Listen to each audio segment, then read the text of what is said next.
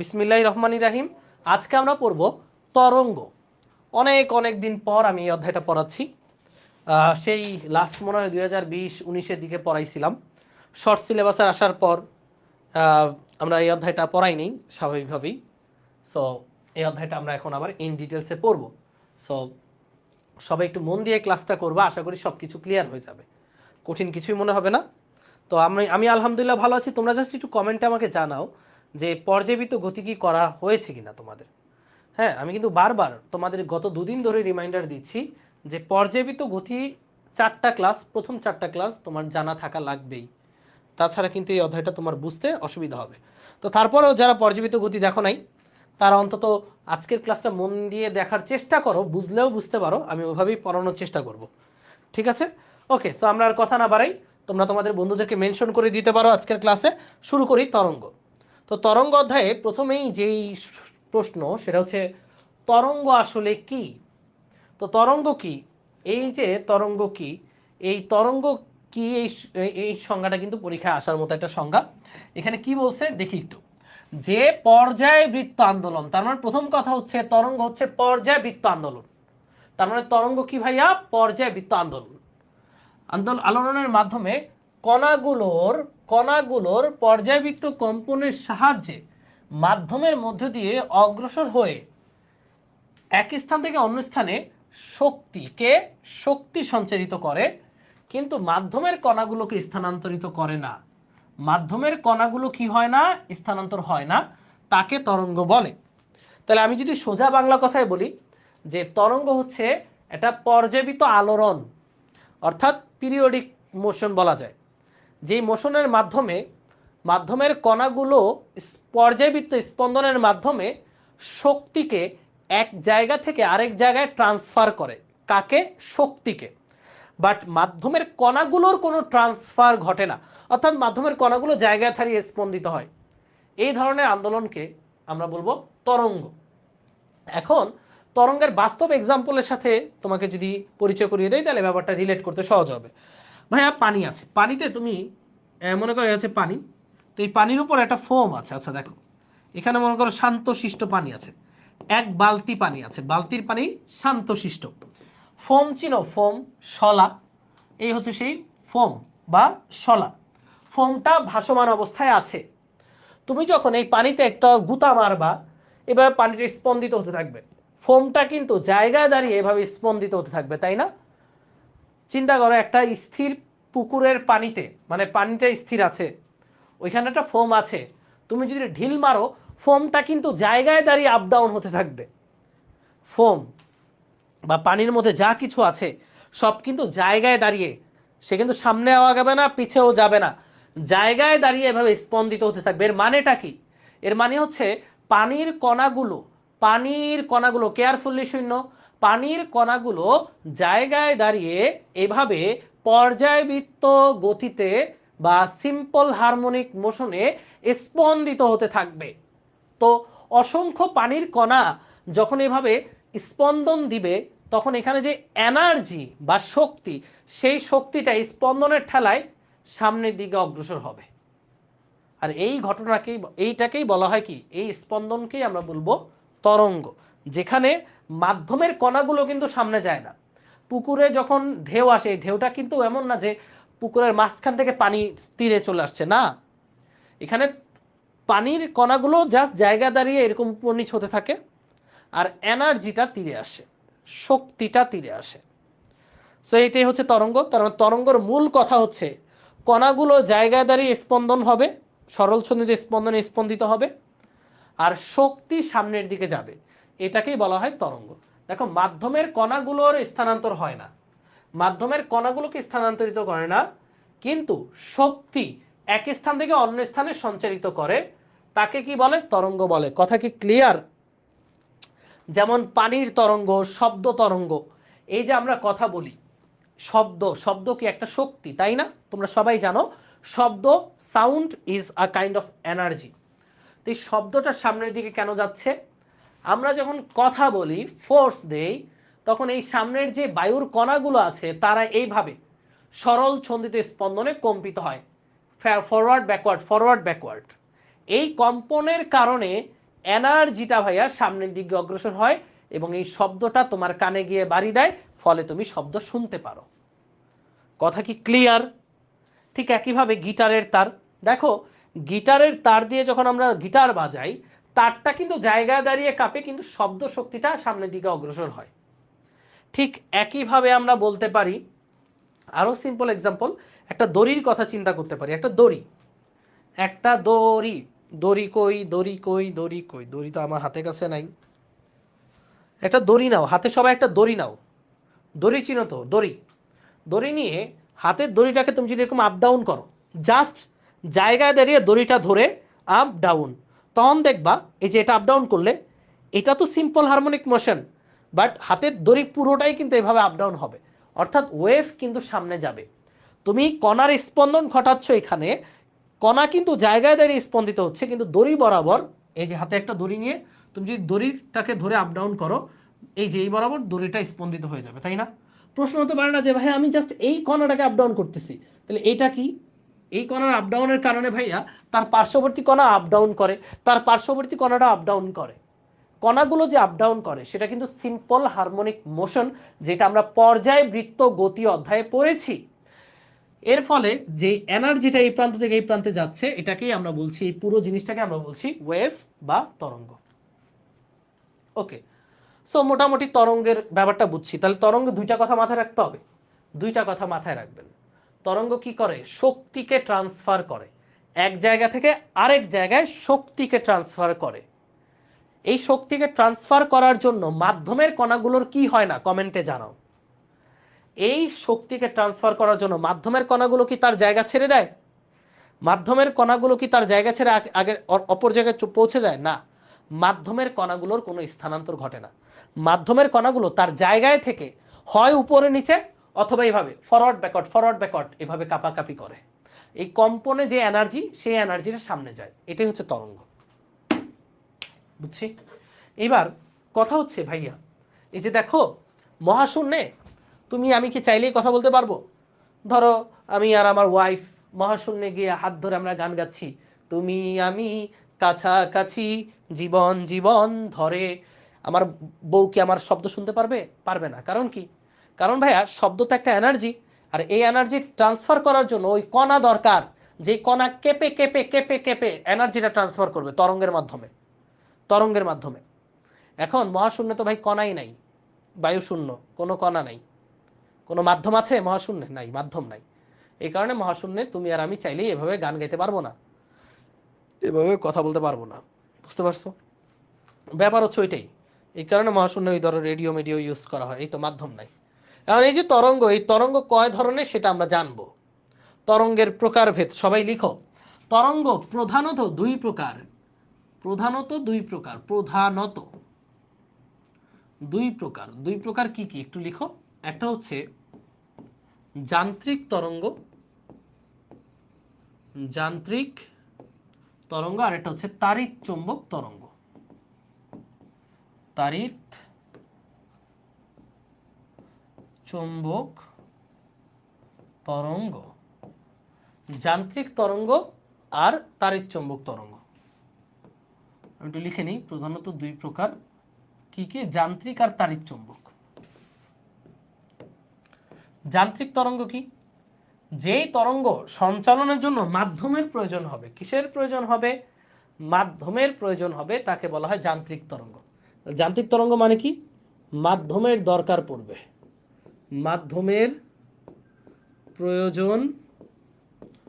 প্রয়োজন হয়, তাকে বলা হয় যান্ত্রিক তরঙ্গ। আর যেই তরঙ্গ সঞ্চালনের জন্য দরকার হয় না, মাধ্যম, নো মাধ্যম, নো মিডিয়াম, কোনো মিডিয়ামের প্রয়োজন নাই, তাকে আমরা বলবো তাড়িৎ চুম্বক তরঙ্গ। যেমন সূর্য থেকে আলো আসে, সূর্য থেকে যে মহাশূন্য ট্রাভেল করে তরঙ্গ, আলোক শক্তিটা আসতেছে, এক্ষেত্রে কি এখানে কোনো মাধ্যম আছে? নাই। তাহলে আলো কি? তাড়িৎ চুম্বক তরঙ্গ। ঠিক একইভাবে যান্ত্রিক তরঙ্গ কারা বলতো?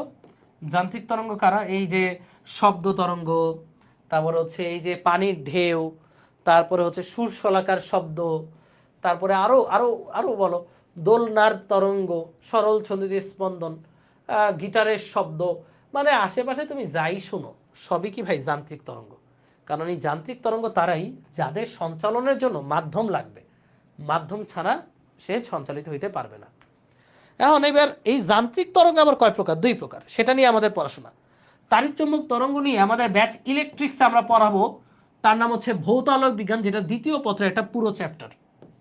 এটা নিয়ে আমরা ব্যাচ ইলেকট্রিক্সে পড়বো। তো তোমরা যারা ব্যাচ ইলেকট্রিক্সে এনরোল করো নাই তারা করো ভাই, সেখানে চমৎকার চমৎকার ক্লাস হচ্ছে, ঠিক আছে। তাড়িৎচুম্বক তরঙ্গ এটা নিয়ে আমাদের আলাদা ক্লাসই আছে, আলাদা অধ্যায়ই আছে, ভৌত আলোক বিজ্ঞান যার নাম। সেটা বাদ আমাদের এই অধ্যায়ে আলোচনা হচ্ছে যান্ত্রিক তরঙ্গ নিয়ে। তো যান্ত্রিক তরঙ্গ আবার দুই প্রকার, একটু লিখো কি কি। যান্ত্রিক তরঙ্গ দুই প্রকার, একটা হচ্ছে অনুদৈর্ঘ্য তরঙ্গ, অনুদৈর্ঘ্য, আর এটা হচ্ছে অনুপ্রস্থ তরঙ্গ, অনুপ্রস্থ তরঙ্গ। তো অনুদৈর্ঘ্য ইংলিশ মনে হয় লনজিটিউডিনাল, আমি ইংলিশটা একটু কম পারি, টিউডিনাল ওয়েভ। আর এটাকে বলা হয় ইংলিশ কি বলে এটা, ট্রান্সভার্স মনে হয়, মনে হয়, আমি শিওর না, হ্যাঁ তাও একটু দেখে নিই, দাঁড়াও ইংলিশে কি বলে সেটা একটু দেখে নিই। অনুদৈর্ঘ্য তরঙ্গের আরেকটা নাম হচ্ছে লম্বিক তরঙ্গ, ঠিক আছে, আমি একটু লিখি, দাঁড়াও। অনুপ্রস্থ তরঙ্গ ইংলিশ, ইয়েস, আমার ব্রেন খুব শার্প, ইয়েস, ট্রান্সভার্স ওয়েভ, ঠিকই আছে। অনুদৈর্ঘ্য তরঙ্গের আরেকটা নাম হচ্ছে লম্বিক তরঙ্গ, এটাকে লম্বিক তরঙ্গও বলে, লম্বিক তরঙ্গ। এগুলো এমসিকিউ তে আসবে তো তাই লিখে দিচ্ছি। আর এটা আরেক নাম হচ্ছে আর তরঙ্গ, আর তরঙ্গ। ওকে, সো সবাই একটু লিখে নাও। তো যান্ত্রিক তরঙ্গ, যে সকল তরঙ্গ সঞ্চালনের জন্য মাধ্যমের প্রয়োজন হয়, যে সকল তরঙ্গ সঞ্চালনের জন্য মাধ্যমের প্রয়োজন হয় তাকে বলা হয় যান্ত্রিক তরঙ্গ। এখন এই যান্ত্রিক তরঙ্গ দুই প্রকার, একটা হচ্ছে অনুপ্রস্থ, অনুদৈর্ঘ্য। অনুপ্রস্থ তরঙ্গের আরেক নাম আর তরঙ্গ, অনুদৈর্ঘ্য তরঙ্গের আরেক নাম হচ্ছে লম্বিক তরঙ্গ, ঠিক আছে। এখন চলো এই ব্যাপারগুলো নিয়ে একটু আলোচনা করা যাক। হ্যাঁ দেখো, এবার আমরা মূলত আলোচনা করব অনুদৈর্ঘ্য অনুপ্রস্থ তরঙ্গ নিয়ে। রেডি? তার আগে তাড়িৎচুম্বক তরঙ্গ নিয়ে একটু ধারণা দিই। প্রথম কথা, তাড়িৎচুম্বক তরঙ্গ সঞ্চালনের জন্য কোনো মাধ্যমের প্রয়োজন হয় না, তাই না?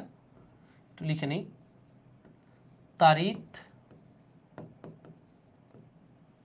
বারবার খণ্ডত্ব দিয়ে, তাড়িত চুম্বক তরঙ্গ, এটা সঞ্চালনের জন্য কোনো মাধ্যমের প্রয়োজন হয় না, এবং শূন্য মাধ্যমে এই তরঙ্গের বেগ, শূন্য মাধ্যমে, এগুলো এমসিকিউতে আসার জন্য, শূন্য মাধ্যমে এর বেগ মানে তাড়িৎচুম্বক তরঙ্গের বেগ আলোর বেগের সমান, অর্থাৎ 3 × 10⁸ মিটার/সেকেন্ড। শূন্য মাধ্যমে তাড়িৎচুম্বক তরঙ্গের বেগ হচ্ছে এটা। এরপর এই যে তাড়িৎচুম্বক তরঙ্গের কোনো মাধ্যম লাগে না, এবং এর চিত্রটা কেমন দেখো। আচ্ছা, এটা কেমনে সৃষ্টি হয় একটু লিখে নাও, এগুলা ইন ডিটেলস আমরা ভৌত আলোক বিজ্ঞানে জানবো। এই অধ্যায়ে যেটুকু জানা দরকার সেটুকু লিখি। পরিবর্তনশীল তড়িৎ ক্ষেত্র এবং পরিবর্তনশীল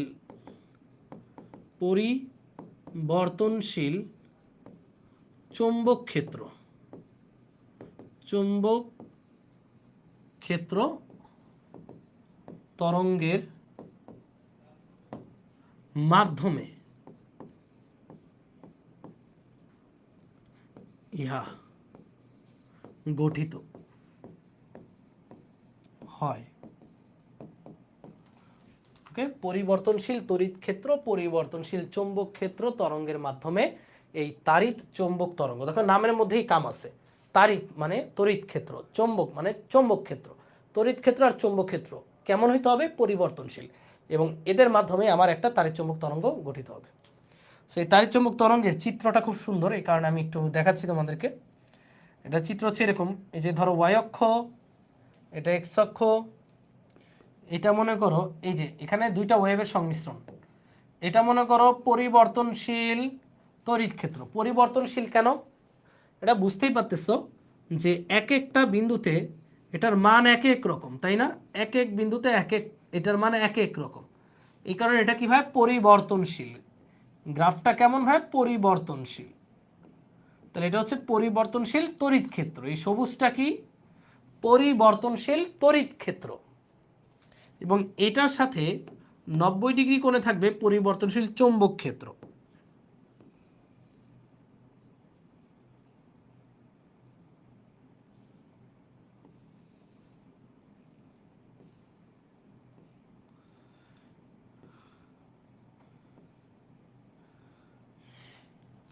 ওকে, এটার সাথে 90 ডিগ্রি কোণে থাকবে এই যে এরকম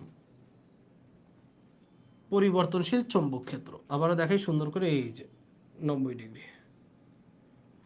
এটা হচ্ছে পরিবর্তনশীল চৌম্বক ক্ষেত্র। এই যে এটা পরিবর্তনশীল চৌম্বক ক্ষেত্র। এরা তড়িৎ ক্ষেত্র আর চৌম্বক ক্ষেত্র কত কোণে থাকবে? 90 ডিগ্রি। 90 ডিগ্রি কোণে থাকবে পরিবর্তনশীল তড়িৎ ক্ষেত্র আর চৌম্বক ক্ষেত্র। শেষ। তাহলে এই দুইটা মিলে হয়ে গেছে তাড়িৎ চৌম্বক তরঙ্গ। জিনিসটা খুবই সুন্দর হয়েছে না ভাইয়া? এই সবুজটাকে লিখবো আমরা পরিবর্তনশীল তড়িৎ ক্ষেত্র ই, আর এই গোলাপিটাকে লিখবো পরিবর্তনশীল চৌম্বক ক্ষেত্র বি। এরা পরস্পরের সাথে 90 ডিগ্রি কোণে থেকে তাড়িৎ চৌম্বক তরঙ্গ সৃষ্টি করে এবং এই তাড়িৎ চৌম্বক তরঙ্গটা এদের সাথে আবার 90 ডিগ্রি কোণে সামনের দিকে এগিয়ে চলে। বুঝতে পারছো? এটা নিয়ে আরো ইন ডিটেলস আলোচনা হবে ভৌত আলোক বিজ্ঞান অধ্যায়ে। আপাতত জাস্ট দেখাইলাম যে পরিবর্তনশীল তড়িৎ ক্ষেত্র, এই লাইনটা দ্বারাই বোঝাচ্ছে যে তড়িৎ ক্ষেত্রের মান প্রতিটা বিন্দুতে বিন্দুতে পরিবর্তন হয়। এই গোলাপিটা দ্বারা বোঝায় পরিবর্তনশীল চৌম্বক ক্ষেত্র এবং এরা পরস্পরের সাথে 90 ডিগ্রি কোণে, দেখো পরস্পরের সাথে 90 ডিগ্রি কোণে থেকে যে ওয়েভটা গঠন করে তাকে আমরা বলবো ইলেকট্রোম্যাগনেটিক ওয়েভ বা তাড়িৎ চৌম্বক তরঙ্গ। সুন্দর হয়েছে না জিনিসটা?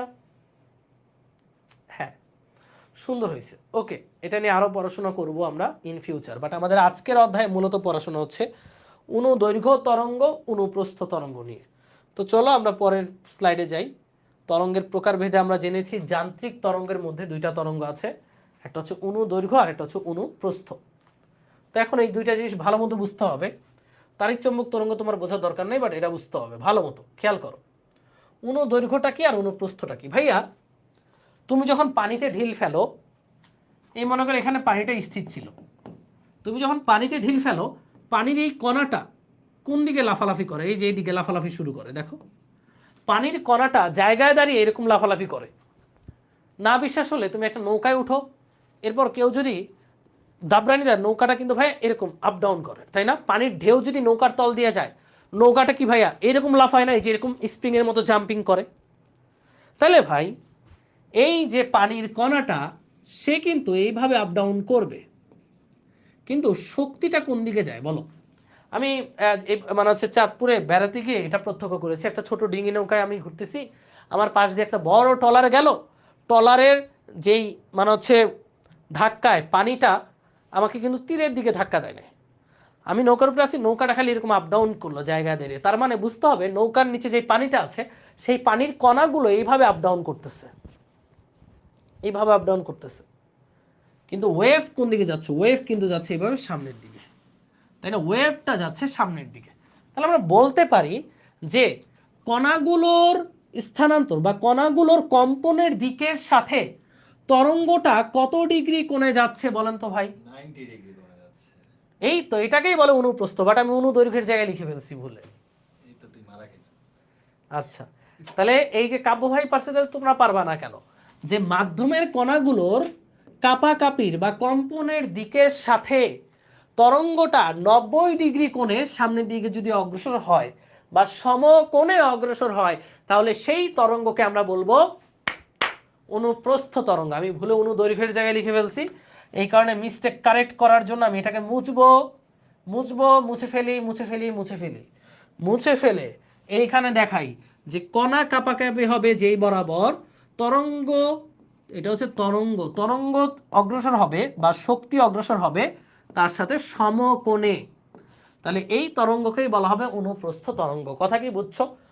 সংজ্ঞা পরে, আগে বোঝাটা ম্যাটার যে হোয়াট ইজ ট্রান্সভার্স ওয়েভ।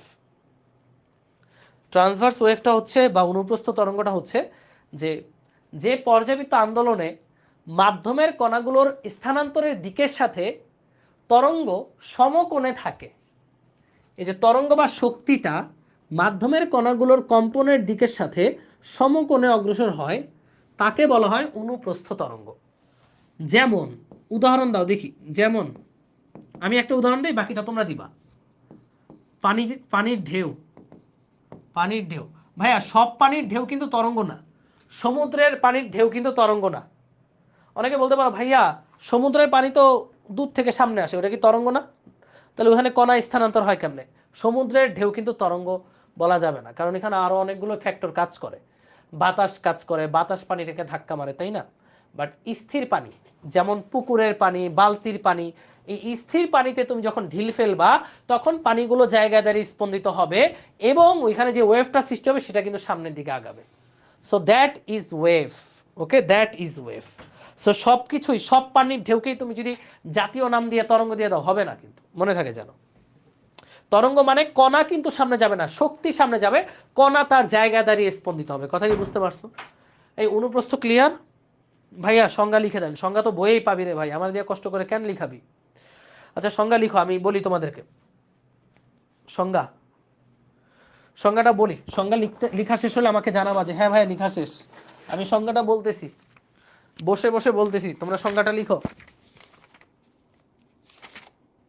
লিখো, যে তরঙ্গ মাধ্যমের কণাগুলোর কম্পনের দিকের সাথে সমকোণে অগ্রসর হয় তাকে অনুপ্রস্থ তরঙ্গ বলে।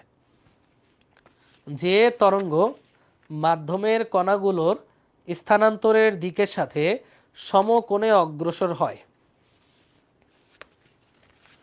যে তরঙ্গ মাধ্যমের কণাগুলোর স্থানান্তরের দিকের সাথে সমকোণে অগ্রসর হয়।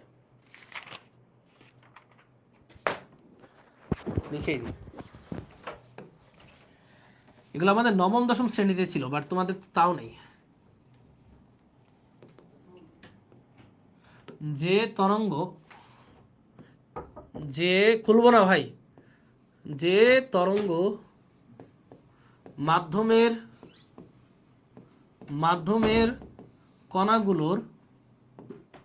কণাগুলোর স্থানান্তরের দিকের সাথে এই বোর্ডটা তো স্লো হয়ে গেছে কেন? স্থানান্তরের দিকের সাথে সমকোণে অগ্রসর হয়, সমকোণে চলে যাচ্ছেন, অগ্রসর হয় তাকে বলা হয় অনুপ্রস্থ তরঙ্গ। ওকে, এবার বোঝা গেল? ওকে, তাহলে এক্সাম্পল তো দিতাল না, মানে খালি ভাইয়া ভাইয়া ভাইয়ার উপর, হ্যাঁ নিজে এক্সাম্পল কিছুই দিতাল না। এক্সাম্পলটা দাও, এক্সাম্পল দাও। যেমন এক্সাম্পল হচ্ছে পানির ঢেউ, পানির তরঙ্গ। উদাহরণ কি ভাইয়া? পানির তরঙ্গ। পানির তরঙ্গ। তোমাদের মধ্যে কেউ জিম করো? জিম মানে ব্যায়াম। জিমে গেলে দেখবে একটা দড়ি থাকে, এই দড়িটা ধরে এরকম এরকম করে, যারা বড় বড় বডি বিল্ডার এরকম এরকম করে। ভাই দড়িটা কিন্তু জায়গা দিয়ে সেইভাবে উঠাচ্ছে নামাচ্ছে, আর ওয়েভ যাচ্ছে সামনের দিকে, তাই না? এই যে ওয়েভটা যাচ্ছে সামনের দিকে, তাহলে আমরা বলতে পারি যে দড়ি ঝাঁকানো, দড়ি ঝাঁকানো, বাংলা ভাষায় লিখে দিই, ঝাঁকানোতে সৃষ্ট ওয়েভ, সৃষ্ট তরঙ্গ। সৃষ্ট বানানো ভুল করে ফেলছি, দিন দিন বানানোর অবস্থা যাচ্ছে, তাই হচ্ছে সৃষ্ট তরঙ্গ। দড়ি ঝাঁকানোতে যে তরঙ্গটা সৃষ্টি হয় সেটাও কি হইতে পারে? অনুপ্রস্থ তরঙ্গ। আর কি হইতে পারে বলো তো দেখি? এই যে ফয়জুর রহমান লিখছে রূপের কম্পন, রাইট। আর কি কি কাও? দড়ির টান কেমনে হয়? দড়ি ঝাঁকানো বলা যায়, দড়ির কম্পন বলা যায়। আচ্ছা ভাইয়া ক্রিকেটাররাও করে, ক্রিকেটার আচ্ছা আচ্ছা, ফিটনেস সচেতন সবাই করে। দড়িটা এইভাবে ঝাঁকাবে, এই মাসেল একদম খুলে যাবে। আমি আগে করতাম তো জিম, এই কারণে ধর আমার ফিটনেসটা অনেক ভালো। আরেক বোকা লিখছে রেডিও ওয়েভ, হিট ওয়েভ। বলদ, রেডিও ওয়েভ, হিট ওয়েভ এগুলো সঞ্চালনের জন্য কি মাধ্যমের দরকার হয়? এগুলো তো তাড়িৎচুম্বক তরঙ্গ। আরে ছাগলের দল রে, অলিউল্লাহ লিখছে বেতার তরঙ্গ। তোরে কইছে ওগুলো তো তাড়িৎচুম্বক তরঙ্গ, ওগুলা সঞ্চালনের জন্য মাধ্যম দরকার পড়ে না। কথা বলার সময় উৎপন্ন শব্দ, এটাকে অনুপ্রস্থ তরঙ্গ হয় নাই? ওকে ডান, তাহলে হয়েছে, এই দুইটাই আপাতত রাখি। এরপরে অনুদৈর্ঘ্য তরঙ্গতে যাই, লিখো। আচ্ছা, লিখার আগে তোমাদেরকে একটু দেখাই অনুদৈর্ঘ্য তরঙ্গটা কি। এই দেখো, অনুদৈর্ঘ্য তরঙ্গটা হবে এরকম যে মাধ্যমের কণাগুলো এইভাবে কাঁপাকাঁপি করবে। এটা মাধ্যমের কণা, সে এপাশ ওপাশ, অর্থাৎ ফরওয়ার্ড ব্যাকওয়ার্ড, ব্যাকওয়ার্ড এইভাবে কম্পিত হবে। মাধ্যমের কণাগুলো ফরওয়ার্ড ব্যাকওয়ার্ড, এখান থেকে শুরু করে ফরওয়ার্ড ব্যাকওয়ার্ড, ফরওয়ার্ড ব্যাকওয়ার্ড, এটাও কি সরল ছন্দিতে স্পন্দনে কম্পিত হবে এবং তরঙ্গ সঞ্চালিত হবে সামনের দিক, অর্থাৎ তরঙ্গ এইদিকে যেতে পারে। এদের কম্পনের ফলে তরঙ্গ মনে করে এদিকে গেল। তাহলে ভাইয়া, তরঙ্গ সঞ্চালনের দিকের সাথে মাধ্যমের কণাগুলোর কম্পনের দিকের ইয়াটা কি বলো? হচ্ছে কত অ্যাঙ্গেল আছে? সমান্তরালে আছে না? মাধ্যমের কণাগুলোর স্থানান্তরের দিকের সাথে তরঙ্গ যদি সমান্তরালে যায়, এই যে হয় এদিকে তরঙ্গটা বা ওদিকেও যেতে পারে, কোনো সমস্যা নাই, বাট সমান্তরাল তো না। তাহলে আমরা বলতে পারি, এই যে ঠিক এই সংজ্ঞাটারই নকল করব, সমকোণের জায়গায় সমান্তরাল লিখে দিব, আর কিছুই না। যে তরঙ্গ মাধ্যমের কণাগুলোর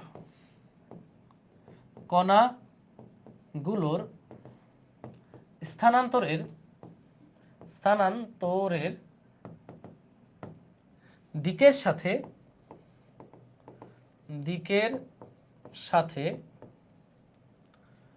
সমান্তরালে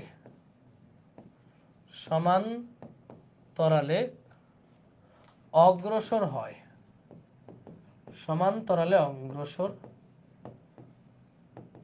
হয়, তাকেই বলা হয় অনুদৈর্ঘ্য তরঙ্গ। যেমন শব্দ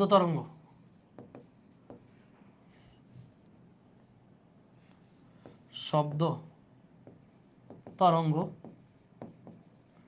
স্প্রিং এর কম্পন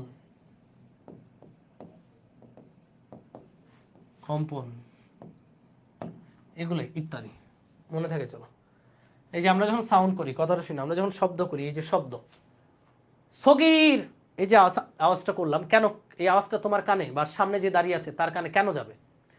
এই সামনে কি অনেক বায়ুর কণা আছে না ভাইয়া? অনেক অনেক কণা আছে। এই কণাগুলো আমি যখন মুখ দিয়ে শক্তিটা দিচ্ছি, এনার্জিটা দিচ্ছি, এই কণাগুলো এই যে এইভাবে ফরওয়ার্ড ব্যাকওয়ার্ড মুভ করে, সামনে পিছে, হ্যাঁ, এইভাবে এই এনার্জিটা সামনে যায়। আবার সামনের কণাগুলো এইভাবে ফরওয়ার্ড ব্যাকওয়ার্ড মুভ করে, এইভাবে ফরওয়ার্ড ব্যাকওয়ার্ড, এটাকে সংকোচন প্রসারণ বলে আর কি। সেইভাবে তরঙ্গটা সামনের দিকে যায়। তাহলে তরঙ্গ সঞ্চালনের দিকের সাথে এই কণাগুলোর যে কম্পনের দিক, এটা কিভাবে আছে? সমান্তরালে আছে, মানে 0 ডিগ্রি বা 180 ডিগ্রি। তাহলে এই জন্য এটাকে বলবো আমরা অনুদৈর্ঘ্য তরঙ্গ। আমরা পার্থক্য নাম্বার 1 দেখে ফেললাম, সবাই লিখে ফেলো। এটা হচ্ছে অনুদৈর্ঘ্য তরঙ্গ এবং অনুপ্রস্থ তরঙ্গের পার্থক্য। ওকে, তো পার্থক্য দেখবো আর চিত্র দেখবো। দেখো ভাইয়া, অনুপ্রস্থ তরঙ্গটা এরকম হইতে পারে, এই যে এরকম, এটা হচ্ছে অনুপ্রস্থ তরঙ্গের চিত্র। যে এই চিত্রের মধ্যে এই যে চূড়া, এটাকে বলা হয় তরঙ্গ শীর্ষ, আর নিচের দিকের যে চূড়া, এটাকে বলা হয় তরঙ্গ পাদ। তাহলে ভাইয়া, এই যে কণা কিন্তু এভাবে কাঁপবে, এই বরাবর। যে দড়িরটা চিন্তা করতে পারো, যে দড়ির কম্পনে আমরা কণা এইভাবে কাঁপাচ্ছি, তরঙ্গ এইভাবে যাচ্ছে। তাহলে তরঙ্গ যে যাচ্ছে, কিভাবে যাচ্ছে? তরঙ্গ শীর্ষ আর তরঙ্গ পাদ। এটা কি পাদ? তরঙ্গ পাদ। আরো সুন্দর শুদ্ধ ভাষায় বলতে গেলে তরঙ্গ খাজও বলে, তরঙ্গ পাদ, এই তরঙ্গ পাদ। তাহলে ভাইয়া, একটা তরঙ্গ শীর্ষ এবং তরঙ্গ পাদ সৃষ্টির মাধ্যমে তরঙ্গ সামনের দিকে অগ্রসর হয়। কোন তরঙ্গে? অনুপ্রস্থ তরঙ্গে। তাহলে অনুপ্রস্থ আমি আর লিখলাম না, তোমরা লিখে নাও। তরঙ্গ শীর্ষ ও তরঙ্গ পাদ সৃষ্টির মাধ্যমে সামনের দিকে অগ্রসর হয়, তাই না? আচ্ছা, একজন বলছে স্যার আলোক তরঙ্গকে অনুপ্রস্থ তরঙ্গ দেওয়া কেন?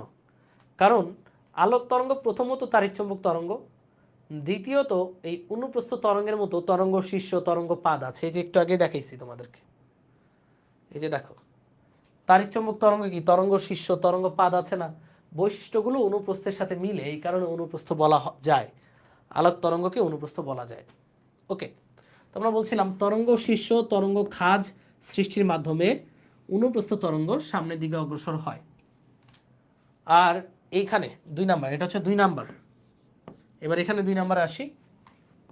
এটা কিভাবে? আমরা যখন শব্দ সৃষ্টি করি, এই সাউন্ড, এই সগীর, এই ছাগল, এই শব্দটা কি এভাবে আপ ডাউন করতে করতে গেছেন না।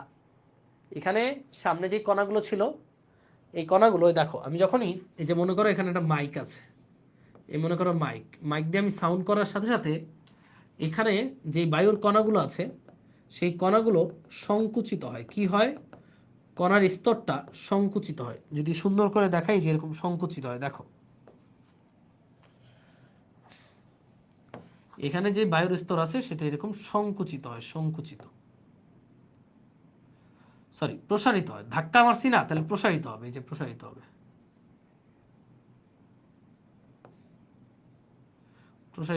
এই যে প্রসারিত।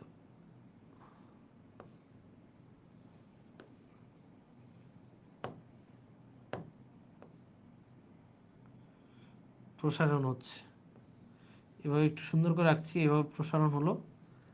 এবার এটা প্রসারণ হওয়ার কারণে সামনের লেয়ারটা হয়ে যাবে সংকোচন। সামনের লেয়ারটা কি হয়ে যাবে? সংকোচন। যে সামনের লেয়ারটা হয়ে যাবে সংকোচন, এই যে সংকোচন।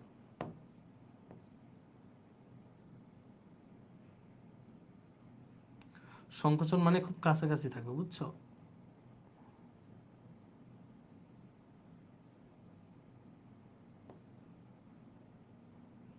দেখো এখানে কি হচ্ছে, ঘটনা কি ঘটছে দেখো, এই যে দেখো হয়ে গেছে। জিনিসটা সুন্দর করে আঁকার চেষ্টা করেছি। দেখো এখানে যখনই আমি সাউন্ড করব, কম্পন দিব, কম্পনের কারণে তো সাউন্ড সৃষ্টি হবে। সেই সাউন্ডটা এই যে এটা ধাক্কা মারলো, মনে করো প্রসারণ হলো, পরে জায়গায় সংকোচন, এরপরে সেম জিনিসটা বারবার রিপিট হবে, প্রসারণ সংকোচন সংকোচন প্রসারণ, এইভাবে। আচ্ছা হ্যাঁ, তাইলে একটা প্রসারণ এবং সংকোচনের মাধ্যমে সামনের দিকে এটা এগিয়ে চলে। আচ্ছা আগে মনে হয় সংকোচন, আগে সংকোচনটা দিতে হবে। হ্যাঁ, একটু কপি করে কেমনে এই জায়গাটা,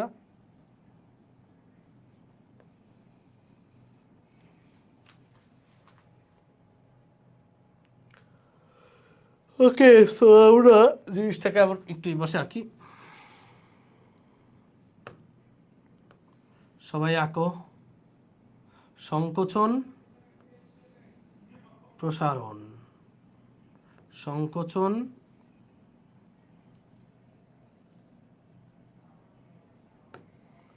প্রসারণ, সংকোচন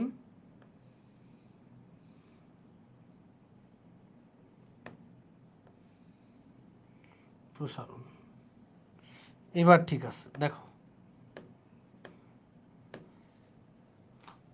ওরে বাপরে পুরোটাই তাও লেগে গেছে।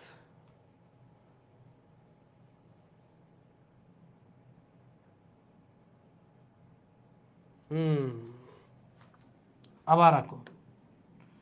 একটু কষ্ট হচ্ছে আঁকাআঁকি করতে, আঁকাআঁকি সবসময় আমার জন্য কষ্টের। আবার আওলা গেছে নাকি?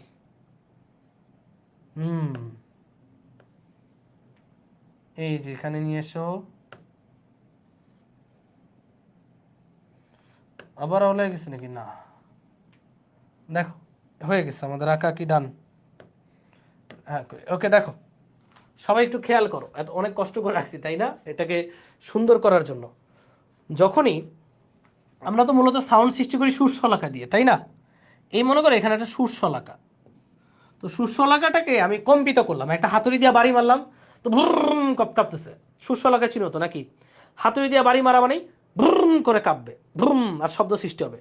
দেখো যখনই এই সুশলাকার এই যে বাহুটা, এখানে কয়টা বাহু? দুইটা বাহু।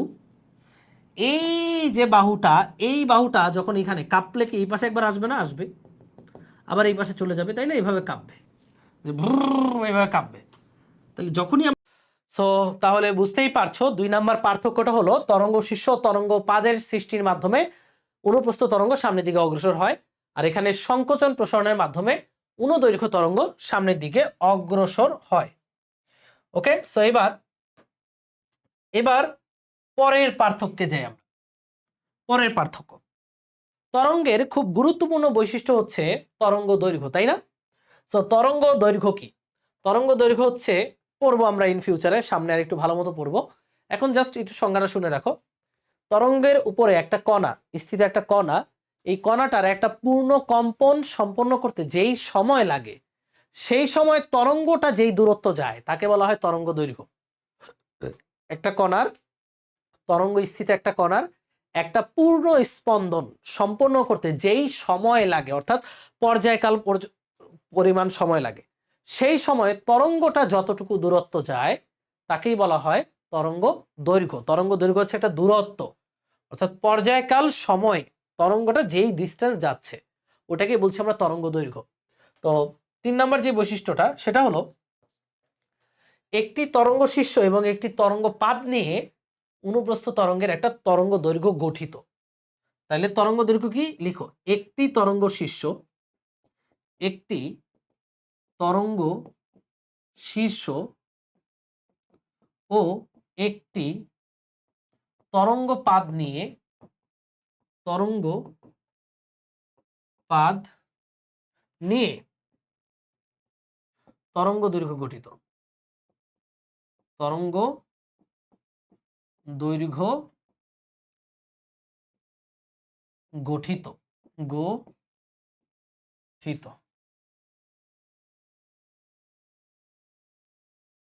ওকে, সো কি বললাম? একটি তরঙ্গ শীর্ষ, এই যে এদিকে তাকিয়ে দেখো, এখানে একটি তরঙ্গ শীর্ষ এবং একটি তরঙ্গ পাদ নিয়ে এইখান থেকে এই পর্যন্ত এটা হচ্ছে একটা তরঙ্গ দৈর্ঘ্য। আবারও যদি আরেকটা কালার দিয়ে দেখাই, এই যে দেখো একটি তরঙ্গ শীর্ষ এবং একটি তরঙ্গ পাদ নিয়ে এই যে এটা হচ্ছে একটা তরঙ্গ দৈর্ঘ্য। তাহলে একটি তরঙ্গ শীর্ষ একটি তরঙ্গ পাদ নিয়ে অনুপ্রস্থ তরঙ্গের একটি তরঙ্গ দৈর্ঘ্য গঠিত। আর অনুদৈর্ঘ্য তরঙ্গে আমরা বলবো একটি সংকোচন ও একটি প্রসারণ নিয়ে। এটা কি বলবো? একটি সংকোচন ও একটি প্রসারণ নিয়ে, ও একটি প্রসারণ নিয়ে অনুদৈর্ঘ্য তরঙ্গ গঠিত। অনুদৈর্ঘ্য, আচ্ছা অনুদৈর্ঘ্য না, এটি সংকোচন এটি প্রসারণ নিয়ে তরঙ্গ দৈর্ঘ্য গঠিত। তরঙ্গ দৈর্ঘ্য গঠিত। ওকে, সো এখানে আমরা দেখতে পাচ্ছি যে একটি সংকোচন একটি প্রসারণ, এই যে এটা একটা সংকোচন এবং একটি প্রসারণ, তাহলে এই পুরোটুকু হচ্ছে একটা তরঙ্গ দৈর্ঘ্য। একটা সংকোচন একটা প্রসারণ মানেই দুইটা মিলে একটা তরঙ্গ দৈর্ঘ্য গঠিত হবে। কোথায়? অনুদৈর্ঘ্য তরঙ্গতে। সে হচ্ছে 3 নাম্বার বৈশিষ্ট্য, আমরা আশা করি বুঝতে পেরেছি। এবার 4 নম্বর বৈশিষ্ট্যতে যাই আমরা। 4 নম্বর বৈশিষ্ট্য, 4 নম্বর বৈশিষ্ট্যটা হচ্ছে কঠিন মাধ্যমে এবং তরল মাধ্যমে। মানে অনুপ্রস্থ তরঙ্গ কোথায় গঠিত হয়? অনুপ্রস্থ তরঙ্গ গঠিত হয় কঠিন মাধ্যমে। কোন মাধ্যমে? কঠিন মাধ্যমে এবং তরলে পৃষ্ঠটানের কারণে এই তরঙ্গ সৃষ্টি হয়। এই তরঙ্গ সৃষ্টি হয়। গ্যাসীয় বা বায়বীয় মাধ্যমে কিন্তু অনুপ্রস্থ তরঙ্গ ক্রিয়েট হয় না। কোন কোন মাধ্যমে? কঠিন মাধ্যমে, তরলের পৃষ্ঠ টানের কারণে বা তল টানের কারণে কঠিন এবং তরলে এই অনুপ্রস্থ তরঙ্গ দেখতে পাওয়া যায়। চিন্তা করো, তুমি দড়ির মধ্যে অনুপ্রস্থ তরঙ্গ দেখেছো, তুমি পানির ঢেউতে দেখেছো, তুমি একটু চিন্তা করো তো, গ্যাসীয় মাধ্যমে কি তুমি অনুপ্রস্থ তরঙ্গ দেখেছো? না। তাহলে কঠিন এবং তরলের কঠিন মাধ্যমে এবং তরলের পৃষ্ঠটানের কারণে এই তরঙ্গ কঠিন এবং তরলের সৃষ্টি হয়। আর অনুদৈর্ঘ্য তরঙ্গ কি ভাইয়া? সব জায়গায় সৃষ্টি হতে পারে। কঠিন, কঠিন, তরল, তরল, বায়বীয়, বায়বীয়, এই সকল জায়গাতেই অনুদৈর্ঘ্য তরঙ্গ সৃষ্টি হতে পারে। ক্লিয়ার? কঠিন তরল গ্যাসে অনুদৈর্ঘ্য তরঙ্গ সৃষ্টি হতে পারে। এবং ফাইনাল যে কথাটা, ফাইনাল যে পার্থক্যটা, ফাইনাল পার্থক্য হচ্ছে এই অনুপ্রস্থ তরঙ্গের সমবর্তন ঘটে। এটার কি ঘটে? সমবর্তন ঘটে। সমবর্তন ইংলিশে বলে পোলারাইজেশন, আর এটার সমবর্তন ঘটে না। সমবর্তন ঘটে না। সমবর্তন মানে সোজা কথা, এটা নিয়ে আমরা ভৌত আলোক বিজ্ঞানে পড়বো। তারপর জাস্ট এটুকু বলে রাখি, সমবর্তন মানে একই তলে আবর্তন।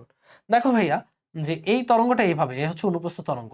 সো আমি যদি এখানে একটা ক্ষুদ্র ছিদ্র রাখি, দেখো এই তরঙ্গটা এইভাবে ব্যাঙের মতো লাফ দিয়ে দিয়ে সামনের দিকে যাচ্ছে। হ্যাঁ, সো আমি এবার একটা কি করলাম, ধরো একটা কাগজ নিলাম, কাগজে একটা ছোট ছিদ্র করলাম, ছিদ্র করে কাগজটাকে আমি এইভাবে যদি বসায় দিই, কাগজটাকে যদি এখানে এভাবে, যে ছিদ্রটা এভাবে যদি বসায় দিই, এই ছিদ্র দিয়ে যখন তরঙ্গটা যাবে, তরঙ্গটাকে এই পাশে কি সেম এভাবে লাফাতে পারবে?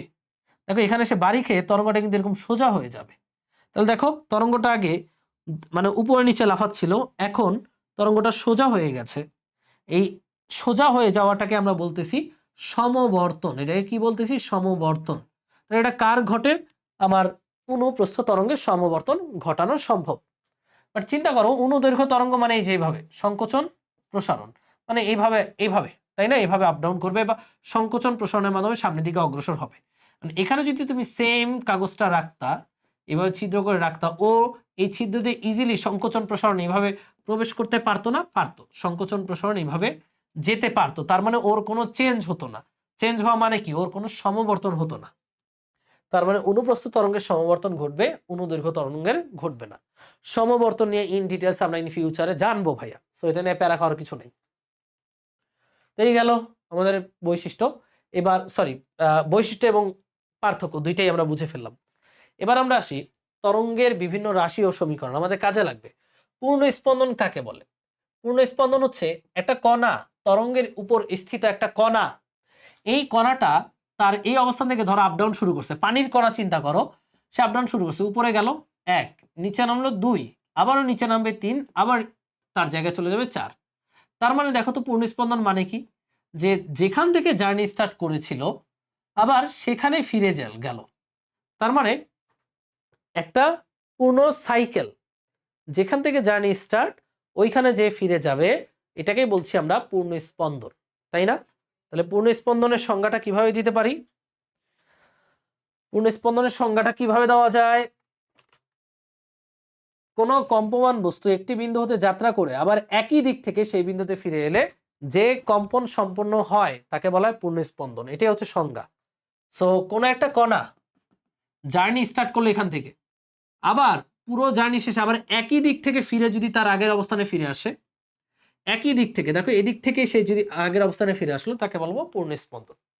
এবার দোলনকাল।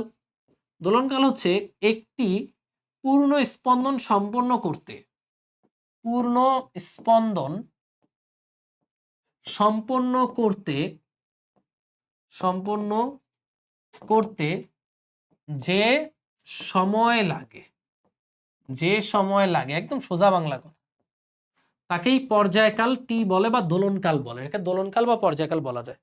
পূর্ণ স্পন্দন ধরো এখান থেকে জার্নি স্টার্ট করছে 1 2 3 4, ঠিক 4 স্টেপ পরপর সে আবার আগের জায়গায় ফিরে আসতেছে।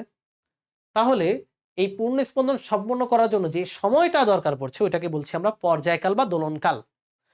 অনুদৈর্ঘ্য তরঙ্গের ক্ষেত্রে এই যে কণাটা সামনে গেল, পিছে আসলো, পিছে গেল, আবার আগের জায়গায় ছিল। এই দেখো মিডল, এটা সামনে গেল, আবার মিডল আসলো, আবার পিছে গেল, মিডল আসলো। তো এই যে মিডলে আসলো, একটা পূর্ণ স্পন্দন বা পূর্ণ সাইকেল কমপ্লিট করতে যে সময়টা লাগছে তাকে আমরা বলি পর্যায়কাল। কম্পাঙ্ক। কম্পাঙ্ক হচ্ছে প্রতি সেকেন্ডে, প্রতি সেকেন্ডে যতগুলো গুলো পূর্ণ স্পন্দন দেয় তাকে বলা হয় কম্পাঙ্ক। পূর্ণ স্পন্দন দেয় এটাকেই বলা হয় কম্পাঙ্ক। যে কোনো একটা কণা 1 সেকেন্ডে ধরো 20টা পূর্ণ স্পন্দন দিচ্ছে, তাহলে তার কম্পাঙ্ক 20 হার্টজ। তাহলে এই যে প্রতি সেকেন্ডে যে কয়টা পূর্ণ স্পন্দন দেয়, তাহলে এটা আমরা একটা কম্পাঙ্ককে এফ দ্বারা প্রকাশ করা হয়। এখানে আমরা একটা রাশিমালা পাই, সেটা হচ্ছে আমরা জানি পর্যায়কাল মানে টি। টি সেকেন্ডে পূর্ণ স্পন্দন কয়টা দেয় বলো তো? টি মানে তো ভাই পর্যায়কাল, মানে একটা স্পন্দন দেওয়ার সময়। টি সেকেন্ডে পূর্ণ স্পন্দন দেয় কয়টি? দেয় কয়টি? একটি। তাহলে 1 সেকেন্ডে বা প্রতি সেকেন্ডে দেয় কয়টা বলো? 1 সেকেন্ডে পূর্ণ স্পন্দন দেয় 1 ডিভাইডেড বাই টি টি। এবং 1 ডিভাইডেড বাই টি টি এটা কি ভাইয়া? 1 সেকেন্ডে পূর্ণ স্পন্দনের সংখ্যা, যেটাকে আমরা বলি এফ। এটারই বলি আমরা কম্পাঙ্ক বা ফ্রিকোয়েন্সি এফ। ফ্রিকোয়েন্সি এফ হচ্ছে 1 বাই টি। এটার একক হচ্ছে হার্টজ অথবা অথবা পার সেকেন্ড। টাইমের একক সেকেন্ড না, 1 বাই টি মানে পার সেকেন্ড। তাহলে এফ সমান 1 বাই টি, এটাও খুব কাজে লাগবে আমাদের, এটা আমরা সূত্র অলরেডি হয়তো জানি অনেকেই। এরপরে তরঙ্গ দৈর্ঘ্য অলরেডি বলেছি আমরা, একটা পূর্ণ স্পন্দন দিতে, সবাই লিখো আমি লিখবো না, একটি পূর্ণ স্পন্দন দিতে যেই সময় লাগে, যেই সময় লাগে মানে কোনটা? পূর্ণ স্পন্দন দিতে পর্যায়কালের সমান সময় লাগে, তাই না? তাই পূর্ণ স্পন্দন দিতে যেই সময় লাগে সেই সময়ে তরঙ্গ যত দূরত্ব অতিক্রম করে। একটা পূর্ণ স্পন্দন দিতে যেই সময় লাগে সেই সময়ে তরঙ্গ যেই দূরত্ব অতিক্রম করে তাকে বলা হয় তরঙ্গ দৈর্ঘ্য। তাহলে আমরা বলতে পারি টি সময়, যে টি মানে তো পর্যায়কাল, টি সময়ে তরঙ্গের অতিক্রান্ত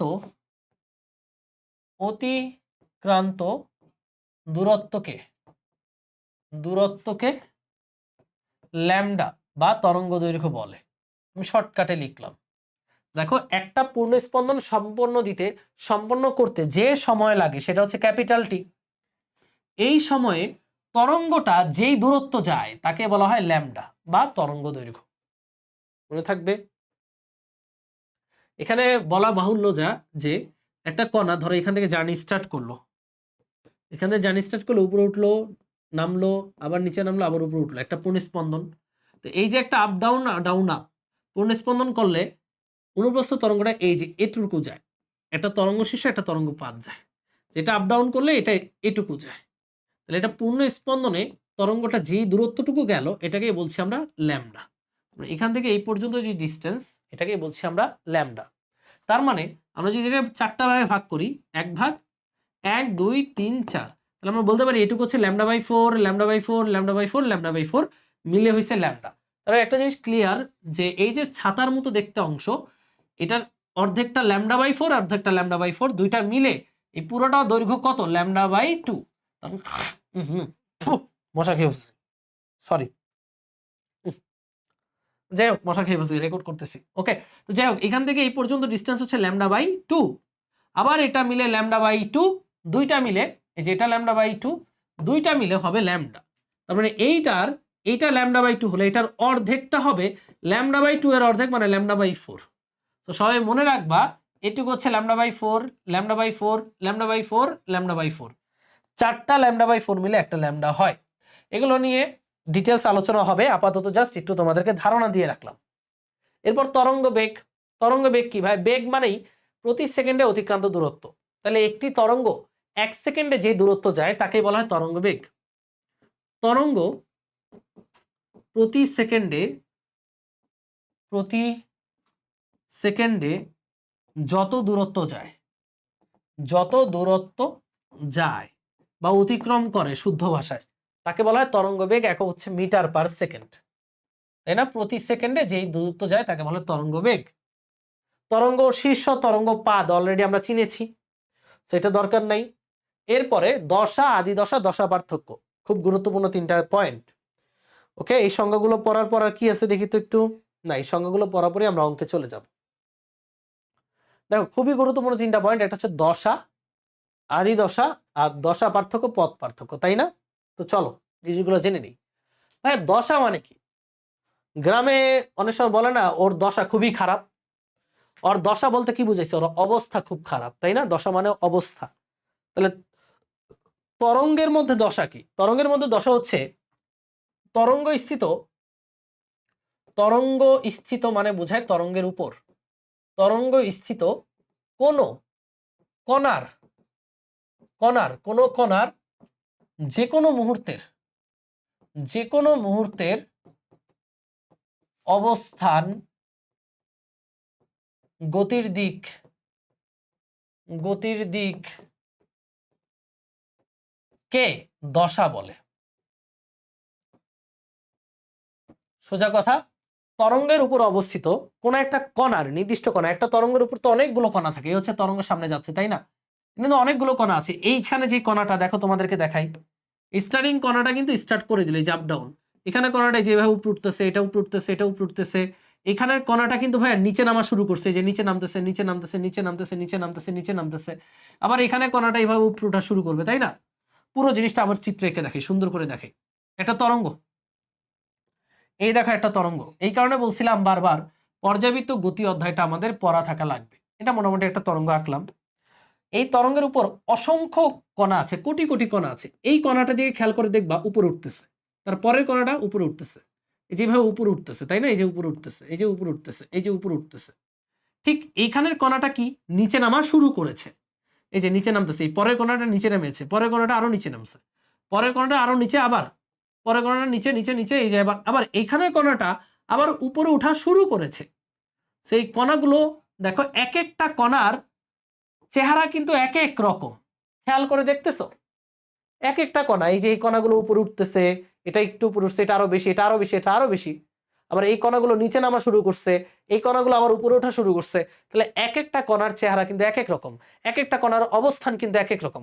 তো যে কোনো একটা কণার যে কোনো মুহূর্তের অবস্থান, গতির দিক বা সম্যক অবস্থান, গতি, বেগ, আমরা যেটা দ্বারা প্রকাশ করি তাকে বলা হয় দশা। যে এই বেটা, এই কণাটার দশা কিরে, এটা কোন দিকে যাইতেছে, উপরে যাচ্ছে না নিচে যাচ্ছে, এটার বেগ কত, বুঝতে পারছো? এটা হচ্ছে দশা। এবার আদি দশা। আদি দশা মানে হচ্ছে শূন্য সময়ের দশা। শূন্য সময়ের দশাকে বলা হয় আদি দশা। শূন্য সময়ের অর্থাৎ টাইম গণনা স্টার্ট হয় নাই। ধরো আমি বললাম যে আমি স্থির অবস্থান থেকে যাত্রা শুরু করেছি, তার মানে এটা কি বোঝায়? যখন টাইম গণনা শুরু হয় না, মানে টাইমের মান 0, তখন আমার বেগের মান 0, কারণ আমি স্থির অবস্থা থেকে যাত্রা শুরু করেছি। এখন ধরো আমি আমার দৌড়ানো শুরু করছি, 5 মিটার পার সেকেন্ড বেগে দৌড়াইতেছি, তখন থেকে তুমি টাইম গণনা শুরু করেছো, তার মানে কি আমার আদি বেগ আছে। তাহলে 0 সেকেন্ডে যে বেগ সেটাকে বলছি আমার আদি বেগ। ঠিক একইভাবে 0 সেকেন্ডের কোনো একটা কণার অবস্থান, গতির দিক বা বেগ, এগুলো যদি আমরা চিন্তা করি সেটাকে বলা হবে আদি দশা। এটা আরেকটা নাম হলো দশা ধ্রুবক। এটা চিত্র এঁকে টেকে আমরা কিন্তু পর্যাবৃত্ত গতিতে পড়িয়েছি। এটার আরেকটা নাম হচ্ছে দশা ধ্রুবক, এটাকে ডেল দ্বারা প্রকাশ করা হয়, ডেল। এবার পথ পার্থক্য, দশা পার্থক্য, এটা ভেরি ভেরি ইম্পর্টেন্ট, সবাই একটু খেয়াল করবা। এটা বোঝার জন্য সবাই একটু এই চিত্রটার দিকে তাকাও। দেখো এই চিত্রটার দিকে তাকাও, এটা একটা ওয়েভ, তাই না? আরো সামনের দিকে অগ্রসর হবে ওয়েভ। তো ওয়েভের এখানে যে কণাটা আছে সে কিন্তু উপরে ওঠা শুরু করেছে, ঠিক তার পরের কণাটা আরেকটু উপরে উঠেছে, পরের কণাটা আরো উপরে উঠেছে, পরের কণাটা সর্বোচ্চ শীর্ষে। আবার দেখো কণাগুলো আস্তে আস্তে নিচের দিকে নামতেছে, তাই না? এবারে এই কণাটা কোন দিকে? নিচে, যে এবার নিচে স্টার্ট, সর্বোচ্চ নিচে, এবার আবার এভাবে, তাই না? ওকে, এরপরে এখানে কণাগুলো আবার উপরে ওঠা শুরু করেছে। তোমরা একটা জিনিস খেয়াল করে দেখবা যে সমদশা সম্পন্ন কণা কোনগুলো। সমদশা মানে একই দশায় আছে কারা? একই দশা মানে একই অবস্থায়। দেখো তো ভাই, সবাই একটু খেয়াল করো, এই যে এই কণাটার কথা চিন্তা করো, এই কণাটা এখান থেকে এটুকু উপরে উঠছে, ঠিক এরকম কণা আর কোথায় আছে? এটা এটা কিন্তু নিচে নামতেছে, তাই না? এটা না, এই যে এটা দেখতে পাচ্ছ, এটা ওইদিকে ঠিক এটুকুই উপরে উঠছে। তার মানে ও যখন উপরে উঠতেছে, ও কিন্তু ঠিক একইভাবে উপরের দিকে উঠতেছে, ও যতটুকু উপরে উঠেছে ও কিন্তু ততটুকুই উপরে উঠতেছে। তার মানে এই কণাটা আর এই কণাটা কিন্তু সমদশা সম্পন্ন। আবার চিন্তা করো, এই যে এই কণাটা আর এই কণাটা কি সমদশা? না, কারণ এই কণাটার পরের জার্নি কিন্তু উপরে, আর এই কণাটার জার্নি কিন্তু নিচে। তার মানে এই কণা আর এই কণা কিন্তু বিপরীত দশায় আছে, কারণ এটা উপরে উঠবে, এটা নামবে নিচে। তাহলে এইটার সমদশা কোথায় বলো? এই কণাটার সমদশা সম্পন্ন কণা হচ্ছে এইখানে, ঠিক এই যে নিচে নামতেছে যেটা, এই যে নিচে নামতেছে যেটা, এই যে নিচে, এইটার সমদশা সম্পন্ন কণা কোনটা? এই যে এইখানে যেটা হবে সেটা। সমদশা মানে একই দশায় নামবে, এক মানে একই রকম ভাবে উঠবে বা একই রকম ভাবে নামবে। বুঝতে পারছো ব্যাপারটা? দেখো ভাই, আমি যদি এটাকে একটু বৃত্তীয় চিত্রের মাধ্যমে দেখাই, এই দেখো বৃত্তাকার একটা চিত্রের মাধ্যমে দেখাই, তোমরা তাহলে আরো বেশি ক্লিয়ার হয়ে যাবা। পর্যাবৃত্ত গতিতে আমি এটা দেখাইছিলাম, বৃত্তাকার গতির সাথে এটার সম্পর্ক। এদিকে তাকাও, দেখো এটা হচ্ছে জিরো, সাম্যাবস্থান। জিরো থেকে কণাটা এখানে উঠলো, তার মানে বিস্তারে গেল। এটার নাম দিলাম ও বিন্দু, এটা এ, এটা বি, এটা সি, আবার এটা ও, তাই না? এবার খেয়াল করে দেখো তো, ও থেকে সাম্যাবস্থান থেকে একটা কণা যখন এতে আসলো, তখন এটা দশা কোণ কত? দশা কোণ হচ্ছে 90 ডিগ্রি, তাই না? দশা কোণ 90 ডিগ্রি। সাম্যাবস্থান থেকে কণাটা যখন বিতে আসলো, দশা কোণ মানে সাম্যাবস্থার সাথে কত কোণ? 180 ডিগ্রি। সাম্যাবস্থান থেকে কণাটা যখন সিতে আসলো, দশা কোণ 90 90 90 270 ডিগ্রি। সাম্যাবস্থান থেকে কণাটা যখন পুরোটা ঘুরে আবার ওতে আসলো, দশা কোণ হচ্ছে 360 ডিগ্রি। কিরে বুঝছে না কেন? ওকে, 360 ডিগ্রি। আবার দেখো তো, আমি যদি ও এর পরে এটার নাম দেই এ বি সি ও, এটার নাম আবার দিলাম ডি। দেখো তো আবার 90 ডিগ্রি দশাপার্থক্যে আবার ডি বিন্দু পাবো, এটার নাম দিলাম আবার ই। আবার কি 180 ডিগ্রি দশাপার্থক্যে ই বিন্দু পাবো। আবার কি ভাইয়া, এটার নাম দিলাম এফ। আবার 270 ডিগ্রি দশাপার্থক্যে আমরা এফ বিন্দু পাবো, এটার নাম দিলাম জি। আবার 720 মানে 360 360 720 ডিগ্রি পর আমি আবার জি বিন্দুটা পাবো একই দশার। তার মানে আমি বলতে পারি এ আর ডি বিন্দু কি ভাই একই দশায়, বি আর ই বিন্দু কি একই দশায়, সি আর এফ বিন্দু কি একই দশায়, ও আর জি বিন্দুটা কি একই দশায়। তার মানে 360 ডিগ্রি পর পর, 360 ডিগ্রি মানে কি একটা পূর্ণ স্পন্দন, একটা পূর্ণ স্পন্দন পর পর আমার একই দশার বিন্দুগুলো রিপিট হবে। তো বলো তো একটা পূর্ণ স্পন্দন মানে কি? যে এখান থেকে শুরু করে এই যে ঘুরে এই পর্যন্ত কি এটা একটা পূর্ণ স্পন্দন না? ইয়েস, এটা একটা পূর্ণ স্পন্দন, কারণ একটা পূর্ণ স্পন্দনে একটা তরঙ্গ দৈর্ঘ্য পাওয়া যায়। তাহলে পূর্ণ স্পন্দন পরপর আবার কি ভাইয়া একই দশা রিপিট হবে। তার মানে পূর্ণ স্পন্দন পরপর অর্থাৎ ল্যামডা দূরত্ব পরপর, বোঝাতে যাচ্ছি ল্যামডা দূরত্ব পরপর, অথবা আমরা বলতে পারি 2 পাই রেডিয়ান পরপর। 2 পাই রেডিয়ান মানে 360 ডিগ্রি, ল্যামডা মিটার দূরত্ব অথবা 2 পাই, এই যে 360 ডিগ্রি দশা কোণ, দশা মানে একটা অ্যাঙ্গেল, এই কোণ পরপর আবার সমদশা রিপিট হয়। দেখো এই যে একটা তরঙ্গ দৈর্ঘ্য, এই তরঙ্গটা আবার রিপিট হচ্ছে। তারপরে এই কণার সমদশা সম্পন্ন কণা এখানে থাকবে, এই কণার সমদশা সম্পন্ন কণা এখানে থাকবে, এই কণার সমদশা সম্পন্ন কণাটা এখানে থাকবে, আবার এই কণার সমদশা সম্পন্ন কণা এখানে থাকবে, এই কণার সমদশা সম্পন্ন কণা এখানে থাকবে। সোজা বাংলা কথা বোঝাতে যাচ্ছি 360 ডিগ্রি দশা পার্থক্যে আবারও সিমিলার পয়েন্টগুলো রিপিট হয়। ঠিক একইভাবে ল্যামডা মিটার পথ পরপর, মিটার মানে পথের একক, রেডিয়ান হচ্ছে দশার একক, তাহলে 2 পাই রেডিয়ান দশা পরপর, দশা পার্থক্য পরপর এক আবার সেম জিনিসটা রিপিট হয়। ঠিক একই কথা বলা যায় যে 2 পাই রেডিয়ান মানে ল্যামডা মিটার, এই ল্যামডা মিটার পরপর আবারও একই দশা সম্পন্ন কণাগুলো রিপিট হয়। তাহলে আমরা বলতে পারি, এখান থেকে আমরা কি বলতে পারি, ল্যামডা মিটার পথ পার্থক্য হলে দুইটা কণার মধ্যে যদি পথের পার্থক্য ল্যামডা মিটার হয়, তাহলে দশা পার্থক্য কত বলো? তাহলে দশা পার্থক্য হবে 2 পাই। এগুলো রেডিয়ানে করতে হয়, ডিগ্রিতে করা যায় না। কথা কি বুঝতে পারছো? এই যে এই পয়েন্ট আর এই পয়েন্টের মধ্যে পথের পার্থক্য কিন্তু ল্যামডা, আর ল্যামডা মিটার পথ পার্থক্যে এখানে এই কণা আর এই কণার মধ্যে দশা পার্থক্য হয় 360 ডিগ্রি বা 2 পাই রেডিয়ান।